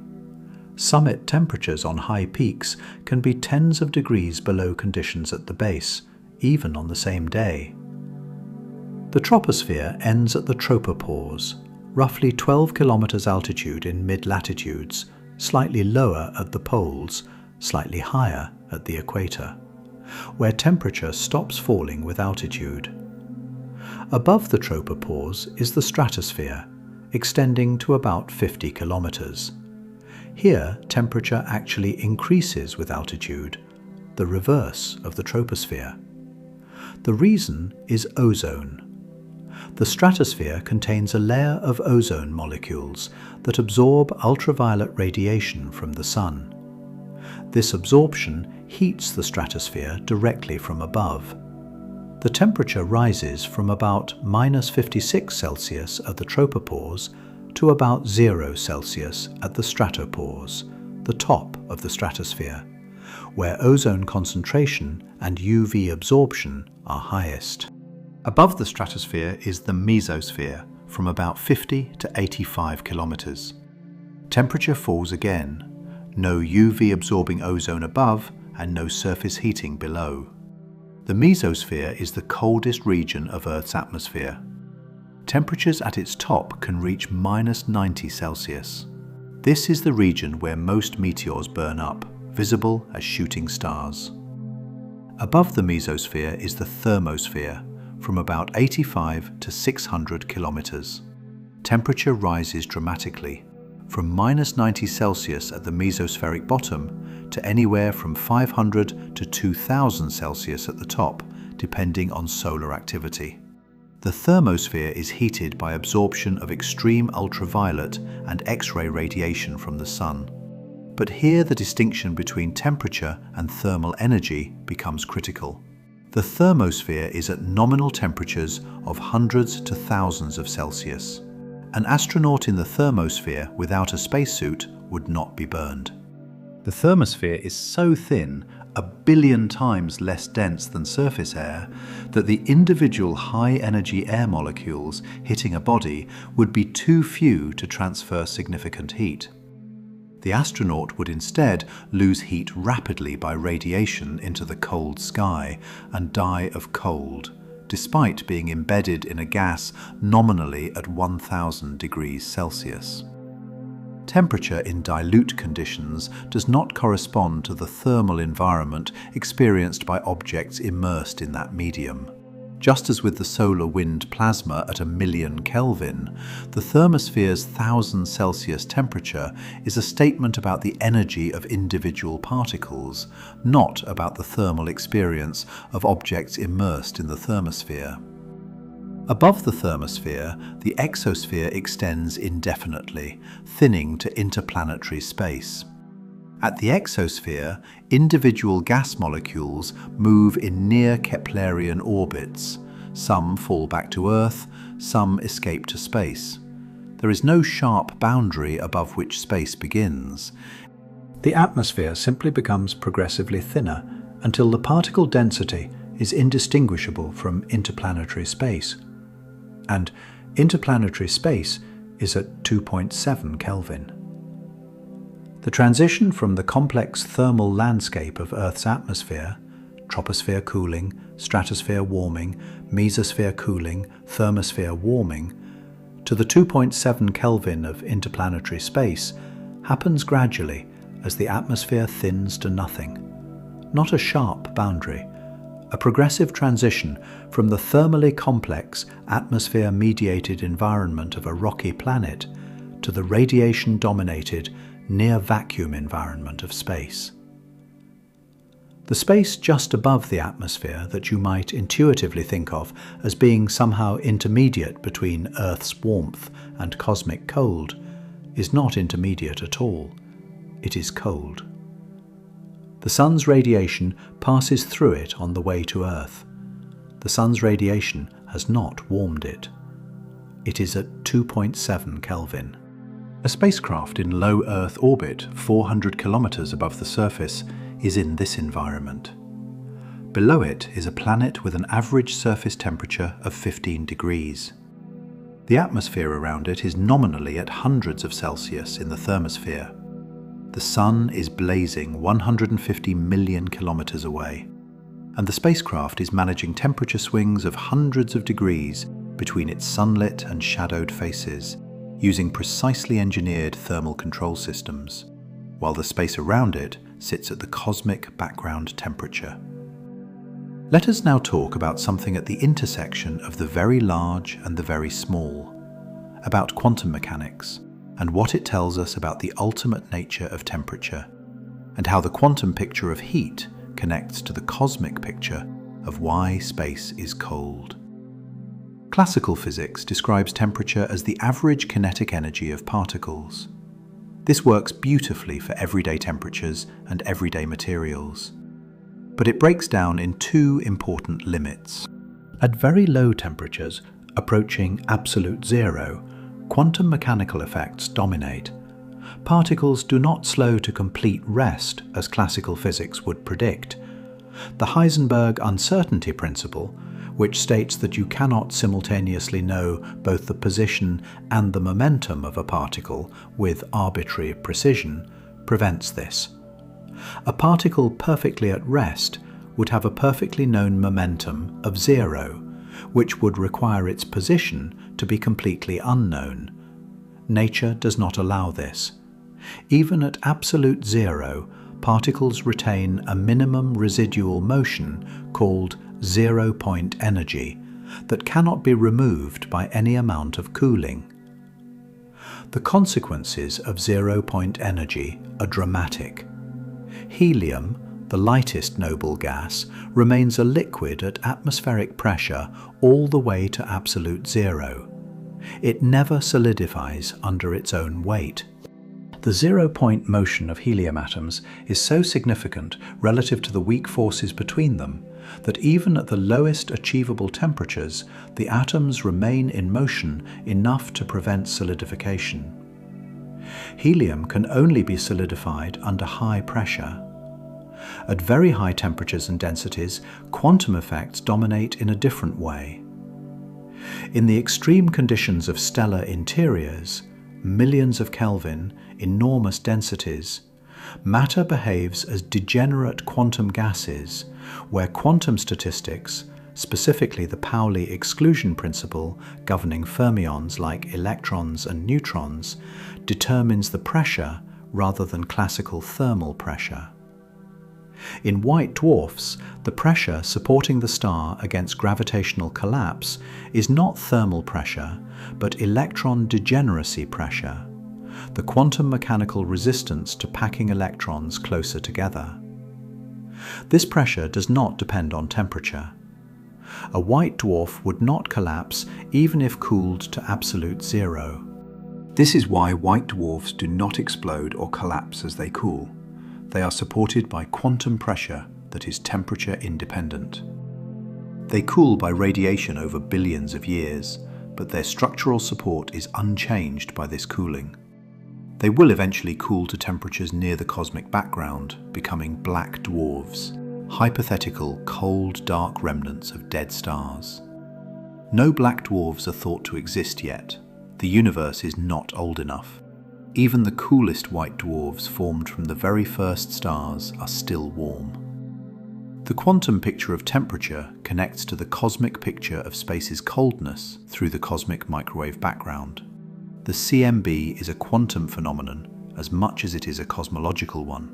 The photons of the CMB are bosons, particles that do not obey the Pauli exclusion principle and that can occupy the same quantum state in unlimited numbers. At 2.7 Kelvin, the CMB photons are in a specific quantum state distribution, a Planck distribution, that represents the thermal equilibrium state of a photon gas at that temperature. The fact that the CMB is the most perfect blackbody spectrum ever measured, matching the Planck distribution to 1 part in 100,000, is a statement about the early universe having been in extraordinarily precise thermal equilibrium when the photons were released. The plasma of the early universe at 380,000 years was so thoroughly mixed and equilibrated that the radiation it released carries the signature of that equilibrium to this day, stretched and cooled, but maintaining the mathematical form of the Planck distribution. The cold of space is a quantum statistical phenomenon, a photon gas in equilibrium at 2.7 Kelvin, as much as it is a classical thermodynamic phenomenon. The temperature of space, the 2.7 Kelvin floor below which nothing can naturally cool, is the temperature of the quantum vacuum state, as modified by the expansion of the universe and the relic radiation from the Big Bang. Understanding this fully requires quantum field theory, the framework that describes particles as excitations of quantum fields permeating all of space.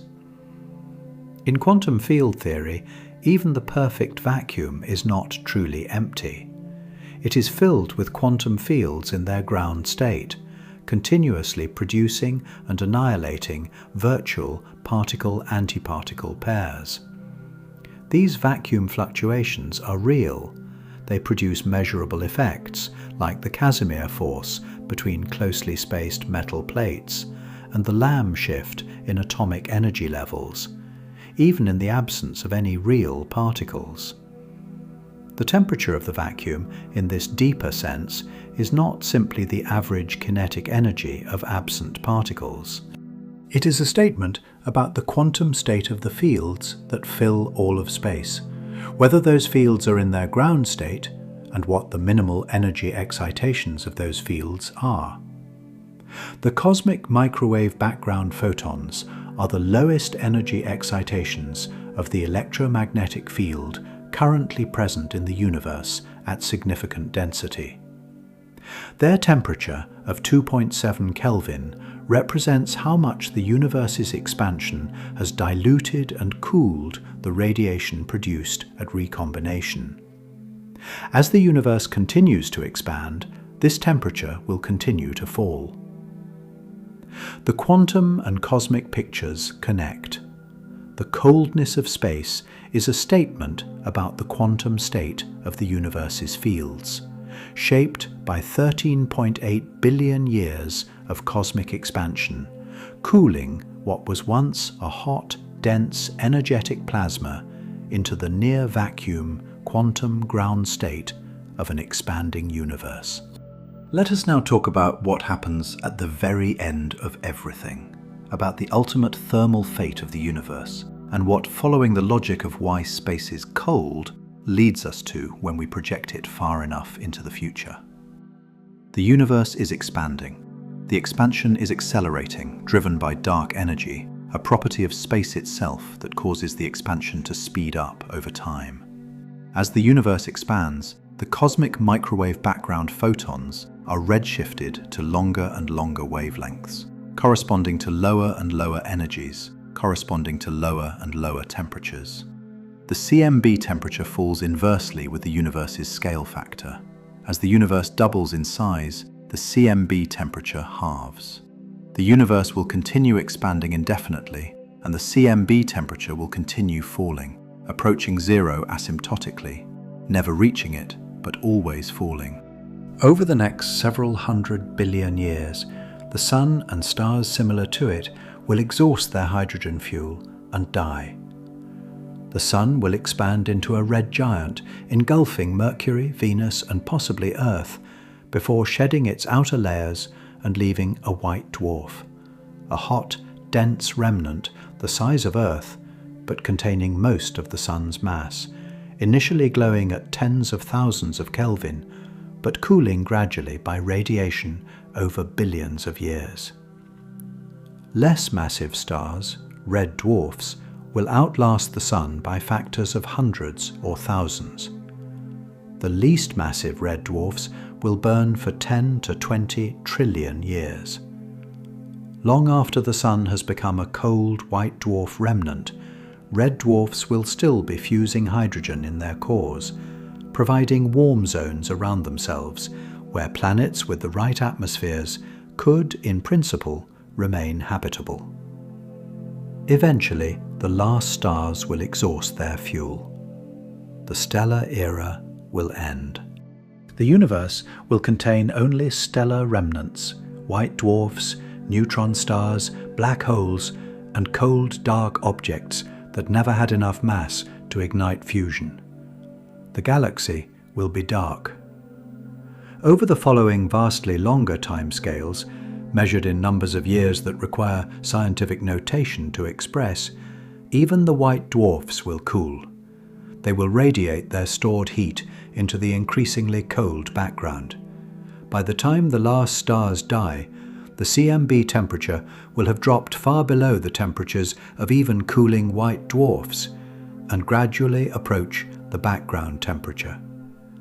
On timescales of perhaps 10 to the power of 15 years, the white dwarfs will cool to black dwarfs, cold dark remnants at the temperature of the then much colder background radiation. The black holes will remain and will eventually evaporate. Through the Hawking radiation process, black holes emit thermal radiation at a temperature inversely proportional to their mass. This process is extraordinarily slow for massive black holes. A solar mass black hole would evaporate on a timescale of 10 to the power of 67 years. A supermassive black hole of 1 billion solar masses would take 10 to the power of 97 years. But by then, the CMB temperature will have fallen far below the Hawking temperatures of even very large black holes. The black holes will be warmer than their environment, losing energy by Hawking radiation faster than they gain from the cosmic background.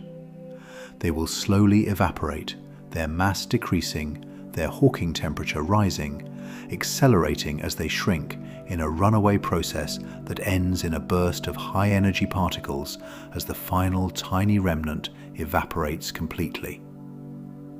After the last black holes evaporate, on timescales of perhaps 10 to the power of 100 years, the universe will contain nothing but the diffuse radiation of evaporated black holes superimposed on the cosmic background, both at temperatures approaching but never quite reaching absolute zero. The universe will approach maximum entropy. The thermal gradient between hot sources and cold sink will have essentially vanished. No work can be extracted. No ordered processes can run. No life can exist. This is the heat death, the maximum entropy state toward which the universe is evolving. Not a hot death, but a cold one. Not a concentration of energy, but its complete diffusion into the lowest energy quantum state of an enormously expanded universe at temperatures so close to absolute zero that no measurement could distinguish them from zero. The cold of space is not a fixed background condition. It is a moving floor, cooling as the universe expands, falling towards zero on timescales so vast that they make the current age of the universe look like a fleeting instant. We exist in the brief stellar era, by cosmic standards an extremely early phase of the universe's thermal history, when stars still burn, and the temperature difference between hot sources and cold space is sufficient to drive all the processes that make our existence possible. We are in the gradient, not at the hot end, not at the cold end, in the narrow, warm zone between them at this specific moment in the universe's thermal evolution, when the stars have been burning long enough for planets and life to form around them, but have not yet exhausted their fuel. The sun burning at 15 million degrees in its core, space surrounding it at 2.7 Kelvin. The gradient between them, crossing 150 million kilometers of vacuum in 8 minutes at the speed of light, powering every weather system, every ocean current, every biological process, every thought. The cold is not the sun's failure to warm its surroundings. It is the universe's nature, a 13.8 billion year expansion and cooling of what was once an incomprehensibly hot, dense plasma into the near vacuum cold we call space. The sun's heat is a local, temporary exception to this cold. Not the rule, the exception. The cold is the rule. The sun is what happens when gravity concentrates matter enough to reignite, briefly, in geological and cosmic terms, the nuclear fire that filled the early universe. And in the warmth of that brief fire, on the surface of a small rock with exactly the right atmosphere for exactly the right period of the universe's cooling, something formed that could look at the cold surrounding it and ask why it was cold. That something is you. The sun is burning. Space is cold. You are here in the gradient. Let us talk about something that takes the physics we have established and applies it to the most immediate and concrete experience available. About what your body is actually doing right now, thermally, and how the mechanisms we have been discussing play out at the scale of living tissue. Your body temperature is approximately 37 degrees Celsius. This is not a coincidence or an arbitrary biological fact. It is the product of a specific evolutionary and thermodynamic history, the result of billions of years of selection pressure operating on organisms that needed to maintain internal temperatures compatible with the chemical reactions of their particular biochemistry. The enzymes that run your metabolism, the protein molecules that catalyze every chemical reaction in your cells, are optimized to function at 37 degrees Celsius. They fold into their functional three-dimensional shapes at this temperature. At temperatures much lower, they become sluggish. The kinetics of chemical reactions slow exponentially with falling temperature, halving roughly every 10 degrees, in a relationship described by the Arrhenius equation. At temperatures much higher, they begin to unfold, the thermal energy disrupting the weak bonds that maintain their three-dimensional structure in a process called denaturation. A few degrees above 37, the enzymatic machinery of your cells begins to fail. A fever of 41 or 42 degrees Celsius is life-threatening, not because 41 degrees is hot in any cosmic sense, but because your biology is calibrated to a narrow window. Your body maintains this 37-degree temperature continuously, 24 hours a day, every day of your life, by balancing heat generation against heat loss. The heat generation comes from metabolism. Every chemical reaction in your cells releases some energy as heat. ATP hydrolysis, the fundamental energy currency reaction of all biology, releases heat. Protein synthesis releases heat. Ion pumping across cell membranes releases heat. Muscle contraction is particularly heat-intensive. Even when you are sitting perfectly still, the low-level tension in your postural muscles generates significant heat. At rest, your body generates roughly 80 watts, comparable to a moderately bright incandescent light bulb. During vigorous exercise, this can rise to 1,000 watts or more, with the muscles alone generating far more heat than your body can comfortably manage. This is why you sweat profusely during exertion. Evaporative cooling is the body's highest capacity heat removal mechanism, capable of removing hundreds of watts when active.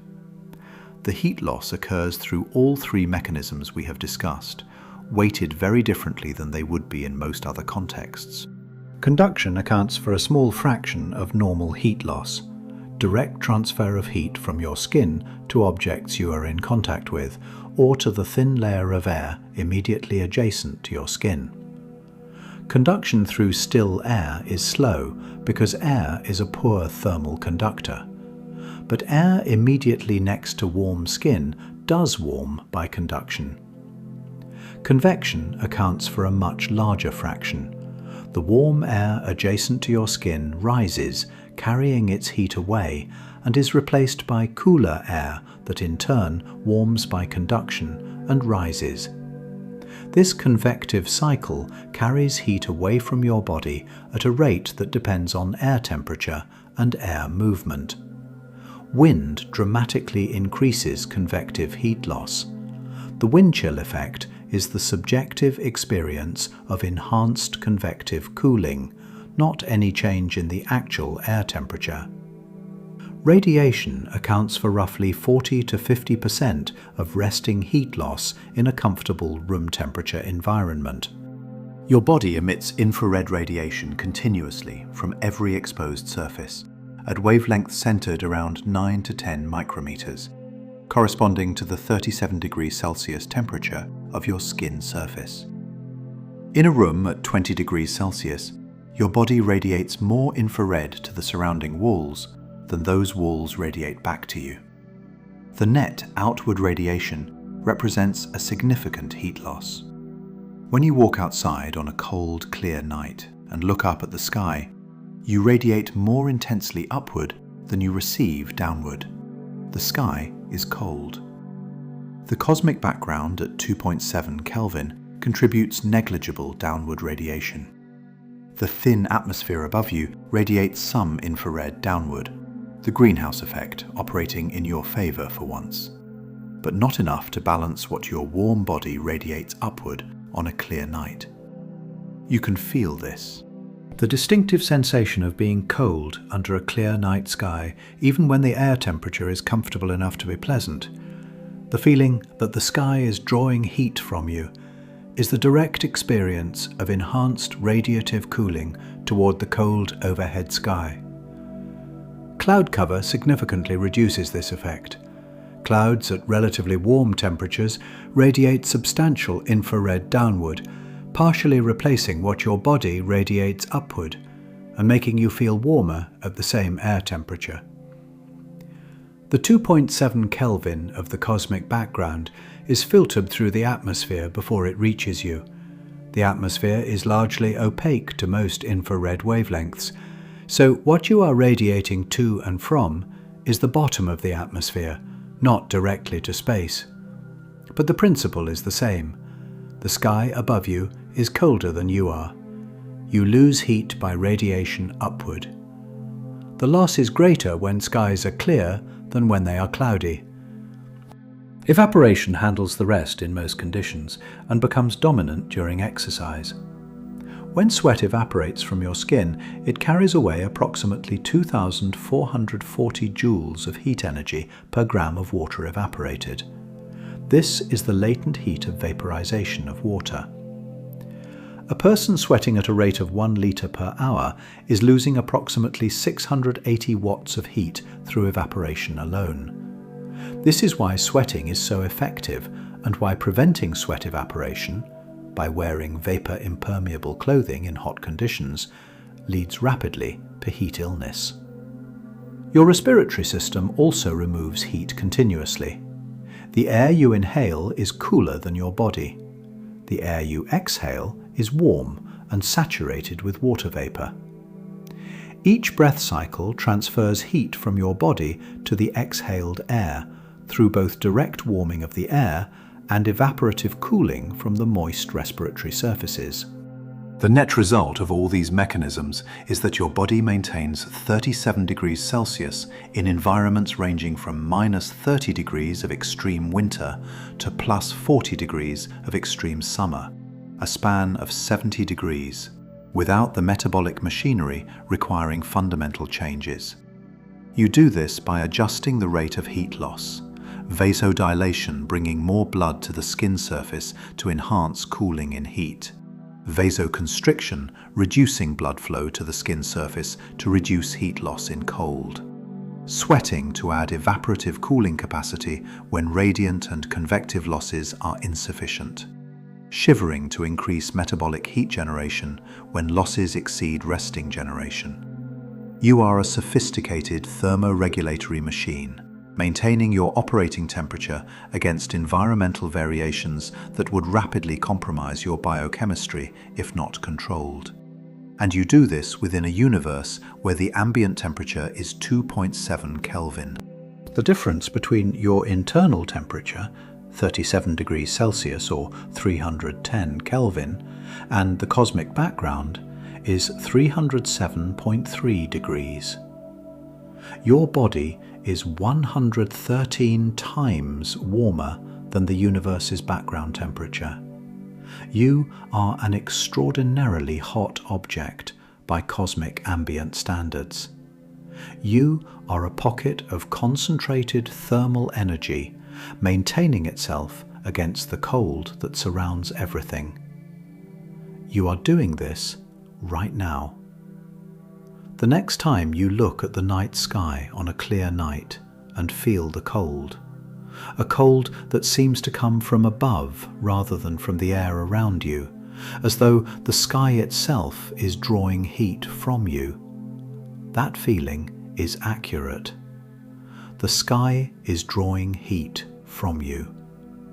The 2.7 Kelvin of the cosmic background, filtered through an atmosphere that is itself relatively cold on clear nights, is accepting the infrared radiation your body emits upward. You are radiating heat toward the cold sky. The cold is receiving it. You are thermally connected to the background temperature of the universe through the infrared photons leaving your body every second.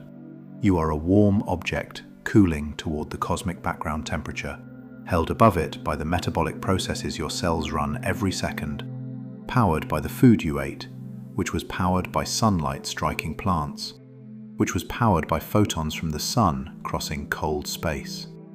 The warmth you feel on your skin in sunlight and the cold you feel under a clear night sky are both consequences of the same physics. Radiation heats what it hits. Nothing heats the space it crosses. The space is cold with the cold of the universe's 13.8 billion year expansion. The sun is hot because gravity concentrated enough matter to ignite nuclear fusion, a local reversal of the universal cooling that has been proceeding since the Big Bang. Space is cold because the universe began hot and has been expanding and cooling for 13.8 billion years, reaching the 2.7 Kelvin floor of the cosmic microwave background. You exist in the gradient between them, not in a neutral zone where both influences cancel, in a narrow, warm region maintained by an atmosphere that intercepts and redistributes the solar radiation, by a greenhouse effect that slows the loss of that intercepted energy to space, by geological processes that regulate the atmosphere's composition over billions of years, by a magnetic field that protects the atmosphere from the solar wind, by oceans that store and circulate heat across the planet's surface. All of these systems together, atmosphere, greenhouse effect, geology, magnetic field, oceans, exist to convert the extreme temperature difference between a 5,778 Kelvin star and the 2.7 Kelvin cosmic background into the moderate, stable, water-liquid range in which your biochemistry operates. Remove any one of them and the temperature shoots to the extreme. No atmosphere. Moon temperatures 127 to minus 173. No greenhouse effect. Average minus 8. Mostly frozen. No magnetic field. Atmosphere slowly stripped away by solar wind, eventually vacuum, and moon temperatures. No oceans. No thermal buffer. More extreme seasonal and day-night swings. You need all of them. They have all been present for billions of years. Their co-presence is not guaranteed by any physical law. It is a contingent fact about this particular planet's particular history. A history that could easily have gone differently, and on most rocky planets in habitable zones probably does go differently. Understanding why space is cold is understanding why you are warm. Understanding why the sun's radiation does not warm space is understanding why Earth's atmosphere is essential. Understanding the 2.7 Kelvin cosmic background is understanding where the universe is in its own cooling history. In the stellar era, the brief cosmic moment when hot fusion fires burn against the expanding cold, producing the temperature gradients that make complex chemistry and biology possible. The question, how can space be cold if the sun is burning hot, contains within it, if followed seriously, the entire thermal structure of the universe, from the Big Bang's initial heat to the predicted cold of the far future. It contains the physics of heat transfer, the nature of temperature, the history of the cosmos, the conditions for life, and the ultimate fate of everything. The answer is, radiation heats what it hits, not what it crosses. Space has almost nothing to hit. The sun heats objects, not space, and space itself is at the temperature to which the Big Bang's heat has cooled over 13.8 billion years. And in the space between the burning and the cold, 8 light minutes from one ordinary star among hundreds of billions, something warm and curious has arisen that can stand in the sunlight and understand, for the first time in the history of this solar system, exactly what is happening when those ancient photons arrive. Step outside tonight. It doesn't need to be cold. It doesn't need to be a clear night. Just step outside and stand still for a moment and pay attention to what is actually happening to you thermally, what is actually occurring between your body and the environment, with everything we have discussed tonight in mind. If the sun is up, turn your face toward it. Feel what happens. That immediate warmth, arriving the instant you face the sun, disappearing the instant you step into shadow, is not warm air. The air temperature barely changes between sunlight and shade. What changes is whether photons produced in nuclear reactions in the solar core approximately 100,000 years ago are arriving at your skin right now or not. Those photons spent almost the entire 100,000 years doing a random walk through the dense plasma of the solar interior, absorbed and re-emitted again and again, diffusing outward from the 15 million degree core through the radiative zone, jostled by the convective zone, finally escaping from the 5,778 Kelvin surface. Then they crossed 150 million kilometers of space in 8 minutes and 20 seconds. Space at 2.7 Kelvin. Space that was not warmed by their passage. Space that remains at the cosmic background temperature regardless of how many solar photons have crossed it in the 4.6 billion years since the sun ignited. And then they hit you. You are the first thing those photons have hit since they left the sun. The entire 150 million kilometers of their journey, they passed through nothing. They warmed nothing.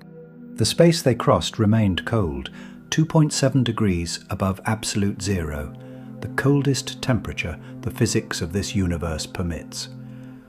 And in the fraction of a second after they reach your skin, their energy is absorbed by the atoms of your outermost cells, converted into thermal motion, detected by temperature-sensitive nerve endings, and reported to your brain as warmth. That warmth has been traveling since the last ice age, since humans were crossing into the Americas and painting in European caves. The photons warming your face right now were born while mammoths still walked the earth. This is what warmth is, not a substance, not something the sun is filling space with, a delivery. Photons carrying energy across cold emptiness to whatever object lies in their path. You happen to be that object right now. The space between you and the sun has not been warmed. You have been warmed. Step into shade. The warmth stops. The photons that would have hit you continue past, into the distance, eventually to warm some other surface or scatter in the atmosphere. The space behind you is not warmer for their passage. It is at 2.7 Kelvin as it was before. Now look up. If it is night and the sky is clear, look at the stars. What you are seeing is light that has crossed years to millennia to thousands of years of space at 2.7 Kelvin to reach your eyes. The space between you and those stars is not warmed by their light passing through it. It is cold. 2.7 Kelvin everywhere, in every direction, regardless of how many stellar photons are crossing it at any given moment. And as you look up, your body is radiating heat upward. Infrared photons leaving your warm skin, heading toward the cold sky. On a clear night, you lose more heat by upward radiation than you receive from the cold sky radiating downward. The sky is drawing heat from you. Not dramatically, not dangerously, unless you are exposed for a long time without shelter, but measurably. The cold above you is real. The 2.7 Kelvin of the cosmic background is filtering through the atmosphere and accepting the infrared your body emits. You are thermally connected to the background temperature of the universe.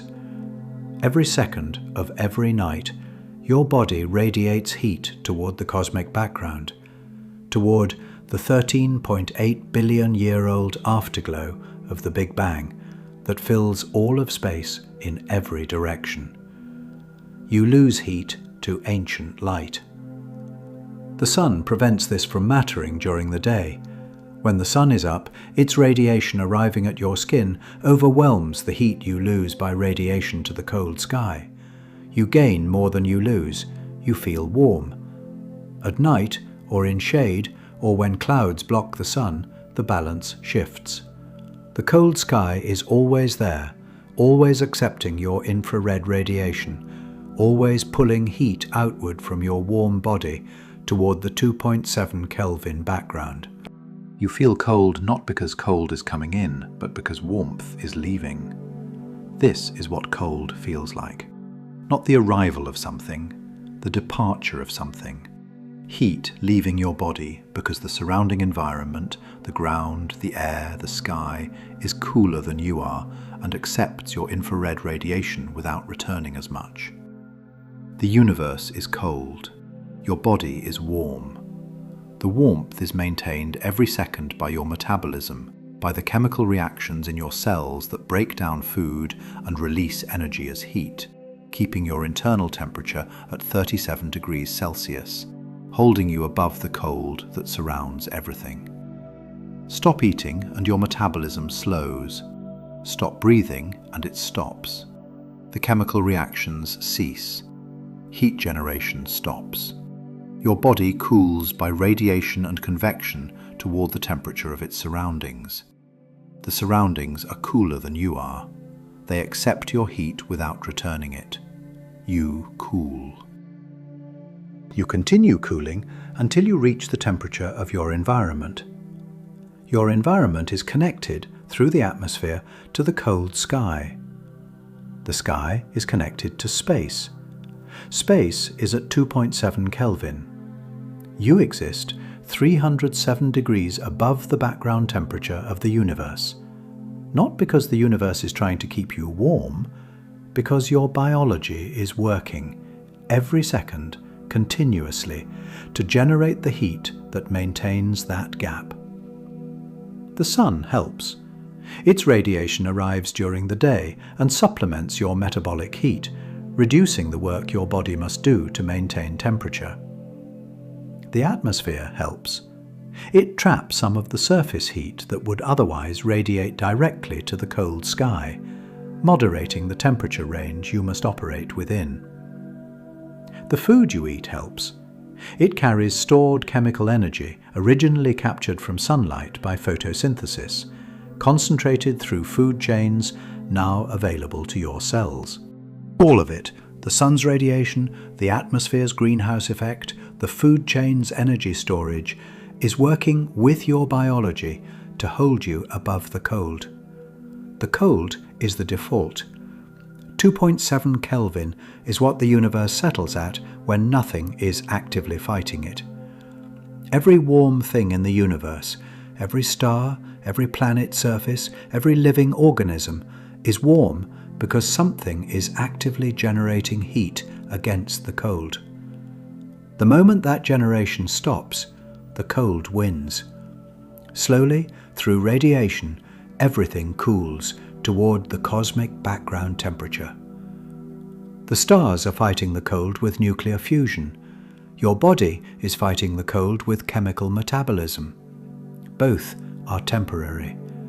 The sun will exhaust its hydrogen in approximately 5 billion years. Your metabolism will cease in years to decades. On different timescales, both you and the sun will cool toward the background. The background itself is cooling as the universe expands. 2.7 Kelvin today, lower in the future. Lower still further in the future, approaching zero asymptotically over timescales so vast that numbers become meaningless. Trillion-year timescales, quadrillion-year timescales, numbers that dwarf the current age of the universe by factors of millions and billions. The universe began hot. It is cooling. The stars are what happens when gravity concentrates matter enough to slow the cooling locally for a few billion years. Life is what happens when that local heat drives chemistry sufficiently complex to organize matter into self-maintaining structures. We are the universe's own temperature gradient, made briefly aware of itself. The hot star and the cold void are both required. Remove the cold void and there is no gradient. No gradient, no thermodynamic engine. No engine, no work. No work, no life. The cold of space is not the absence of the sun's warmth. It is the other half of the engine that makes warmth matter. You need both. You have both. The sun burning at 15 million degrees at its core, 5,778 Kelvin at its surface. Space at 2.7 Kelvin in every direction, from here to the edge of the observable universe and beyond. 150 million kilometers of cold vacuum between you and the sun, carrying the energy across that cold without being warmed by it, delivering it to you in the form of photons arriving at the speed of light. You exist in the gradient, not permanently. The gradient will close, eventually, over timescales that make 5 billion years look brief. But now, right now, this specific moment in the universe's cooling history, the stars still burn, and the space between them is still cold, and the gradient is still steep enough to drive biology. You are warm because the sun is hot. You feel the cold because space is cold. Both are true, both are necessary.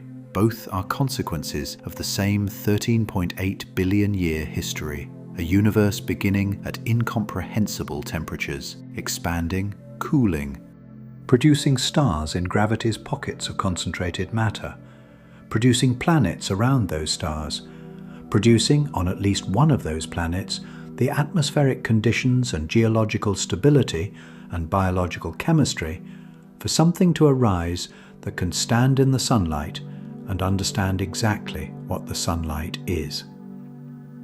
The photons arriving at your skin right now were born in the solar core during the last ice age.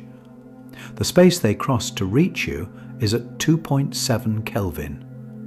The warmth you feel is what happens when ancient nuclear fire, carried across cold emptiness, finally finds something to land on. That something is you. For as long as your metabolism runs, you hold back the cold. For as long as the sun burns, it sends you the means to do it. And in that arrangement, ancient, physical, thermodynamic, completely indifferent to your existence, and yet completely necessary for it, you are here, warm, in the cold, understanding why.